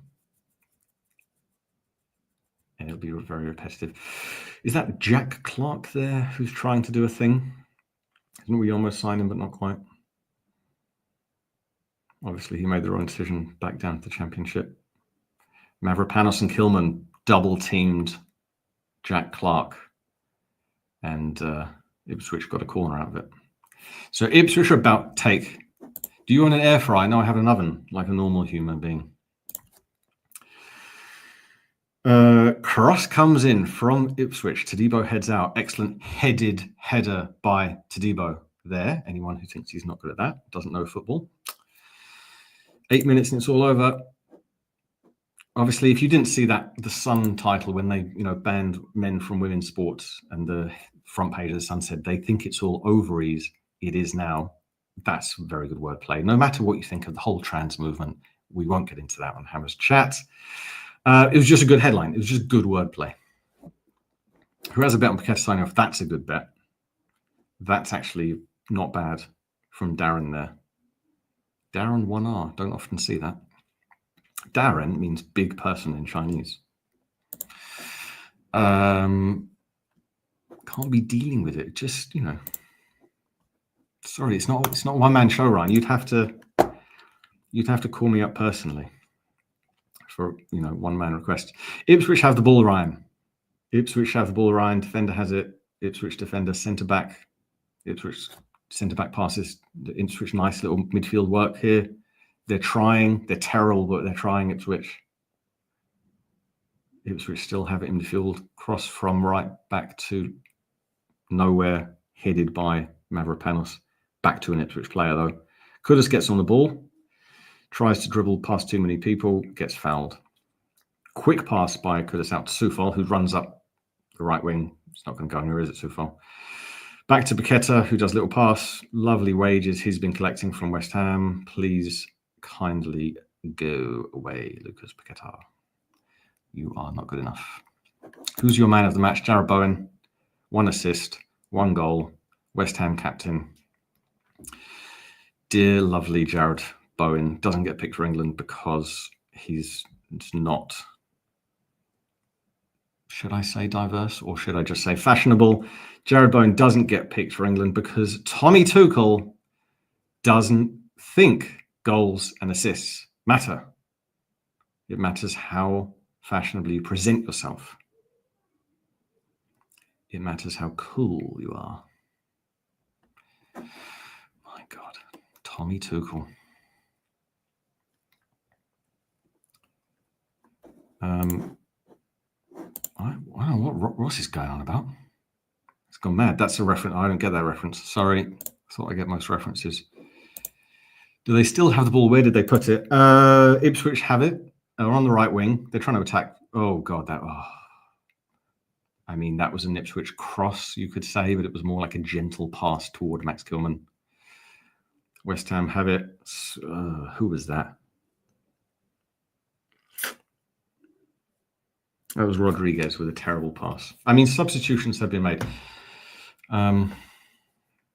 Let's, recap the substitutions.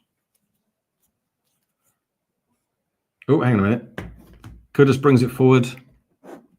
Passes to Rodriguez. Back to Kudus. Goal. 3-1. West Ham. Kudus looks a bit bored with that goal. West Ham faithful are happy. That will be 3 points. It was a great shot. You would wonder if you were an Ipswich footballer, fan, anyone affiliated with that football club, quite why they allowed Kudus to dribble forwards for a long way and then pass out to Rodriguez, pass it back to Kudus in the box with time, shoots. Very good shot. Goalkeeper, maybe could have got saved, but yeah, Ipswich really just wanting to go home. Free shot, good strike, good goal. There we go. Did any of my £1 bets, more importantly, sorry to not talk about football for a second. Let me see. I said Arsenal. Oh, no, I got some of them wrong, unsurprisingly. I think Newcastle was the main one that fooled me. Yeah, I said Arsenal, Brighton, draw. If Forest score a goal, I will win £44, but I'm going to cash out because I'm going to cash out £3.76. Yes. Huzzah. £3.76. Game's kicked off again. For those of you, Ryan, who are interested in football, City are 2 up. So, yeah, most of my bets came to nothing. You won't be surprised to know. Let's believe Mark Noble says another Ryan. And, yeah, I'm fine for it. I'm absolutely fine for it. I will be optimistic. I will be, I will turn from negative Nini to positive Ponce. That will be, most people have a hot girl summer. I will be having a transformational, transmogrative. Ipswich probably should have scored again, but they're terrible. Good cross along the 6-yard line. No West Ham defender was near it. And then Mavropanos Kilman eventually made it there to stop Hutchison from scoring. 5 minutes left. Too much screen time today. I'll tell you that much. Too much screen time. Rodriguez, right? I'm highlighting this because it's against Rodriguez. We are finishing above Tottenham. Yeah, maybe that could have scored. That can go on the end of his highlight reel. Another 10 mil. Ipswich cross comes in, punched out, scrappy, shot comes in, blocked, cleared. Brighton 3-1. Should have bet on Brighton. That was the one. Yeah, I mean, Ipswich are trying, but even against us, can they score 2? Probably not. Premier League making sure Man U get a couple of quid more. And yeah, that was offside. West Ham free kick. Yeah, strike from the right side. Kilman bad. Trojan DC sitting in a tree. KISSING. A couple of benders agreeing with each other. Not that there's anything wrong with that. Do what you want. I don't care. Bum who you want. It's none of my business. None of my business. Aaron Cresswell comes on for a few minutes.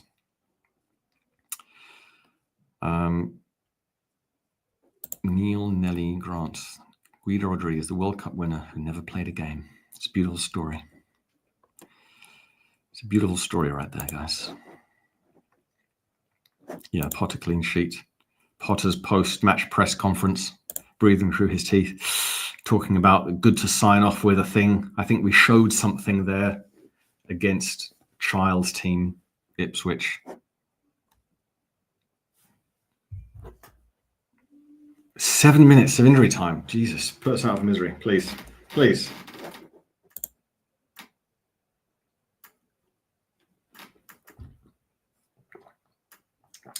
Indeed. Ginger beer. It's the best thing about this game. My God. Even Man U winning. I did not see that coming. Yep. Arsenal 2-1, Bournemouth 2-0. Terrible, horrible Manchester United 2-0. Everton 1-0 against Newcastle. Come on, Newcastle. Let's have a look at the live league table. Cresson, goodbye. Yeah, can't say emotionally I care. You know, he's been an okay left back for us. We're 14th. Even though Man U are winning, we are 14th. Say we are 14th, etc. And then, yes, I was sent this the other day to say what a, not sure if you'll be able to see that. So that's, yeah, relegated, qualification for the Champions League. The good thing is, again, it'll ruin their season next season because they'll have to do midweek. They'll lose many games. They'll lose heavily in the Champions League. The further Tottenham go in the Champions League, the more heavily they'll lose. Now, obviously, their supporters would say, ha ha, you're not even in it, and all you can do is talk about us. Which is true, but doesn't stop the fact that Tottenham will lose heavily and get dumped out of the Champions League next year. And then they'll be just sad and sack the manager who won them the trophy. Supposedly, Ipswich fans hate West Ham. Yeah, they do have a thing against us. For some reason. I didn't know it was due to the semi-final in 75. That's even older than I am. West Ham playing it around with the freedom of an end-of-season jaunt when you're 3-1 up against the shittest team on planet Earth. Paqueta there lofts the ball forward to an Ipswich player directly, who heads it to an Ipswich player. So yeah, Paqueta doing Paqueta-y things there. I mean, he's tracking back, I guess that's the thing. Ipswich cross, no, terrible. Ipswich corner. Tottenham and Brighton 4, good. There we go. I mean, that's the dream, Barry, but even that's too... You can dream big. You've got to keep it within the realms of reality. Great servant, says Gaz. As he knows, that's my favourite term in football. That's a loyal servant. I mean, he's been lucky to have this season as well. Cross comes in from Ipswich, headed out by the towering Kilman. Kilman wins another header. 3 minutes to go. If this whole season is over, you've all won. Even if you weren't here at the beginning and you're here now, you've all won YouTube Watcher and Commenter of the Year. Print it out. Show your mother. Show your postman. West Ham passing it around with aplomb. Many stewards are lining the edges of the football pitch so that people don't wander onto the pitch. Hopefully, fingers crossed, not with rheumatism, but with hope that we will sell Lucas Paqueta. That would be nice. It's my birthday wish, and it's on my letter to Santa. Fair enough. Pray to Jeebus. Pray to Lord Jeebus in heaven. They still won't win the Europa League.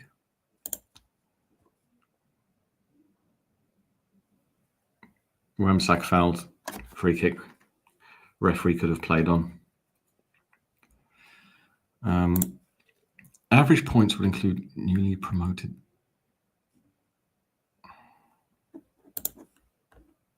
What was that about?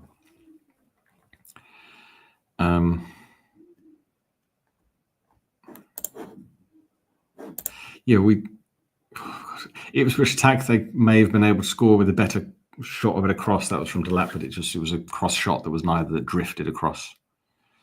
Yeah, it's never ending. It's never ending. It won't end. 90 seconds to go. It might have ended. Let's see. I have the most up-to-date thingy here.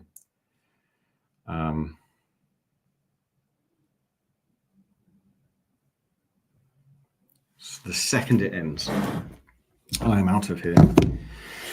You'll be sad to know it's been an emotional season, the main emotion being frustration and the others being disappointment, and so forth. But what a season we've had together. I will probably see you all on July the 27th when we play our pre-season nonsense. Unless you have TikTok and you go to Hammers Chat, Nick. See, people can be nice. Rick's being nice. Just be nice. Time to be nice, even if you've been a bit of a dick for the entire season, which is likely. Let's face it, I've just turned up trying to do my level best as a normal person. But all the goodbyes. Now it's time to be nice and empathetic and pretend that, you know, it was all joshing, really. But thank you very much for your patronage, dare I say the word. If you don't subscribe to Patreon, just do over the summer. If you don't, you've disappointed me personally, as Paqueta tries to do a flick that doesn't work and it goes out for throwing and he's on the floor. Yeah, just get Patreon, Hammers Chat Patreon. I'm not on there. Don't worry. I'm not on the Hammers Patreon. I will be if there's any special requests, but there won't be. So I'm not on Hammers Patreon. It's Gio and Gonzo. They're going to do every transfer thing will go first to Patreon. Remember your sunscreen. Come back with a clock. And so on and so on. Enjoy the close season. It's over. Thank you all very much. Thank you all very, very much. Yeah, Patreon. It's spelled Patreon, if you don't know that. The link is in the description below every video. Patreon.com/Hammers Chat, or get the Patreon app. Go to your app store, Patreon.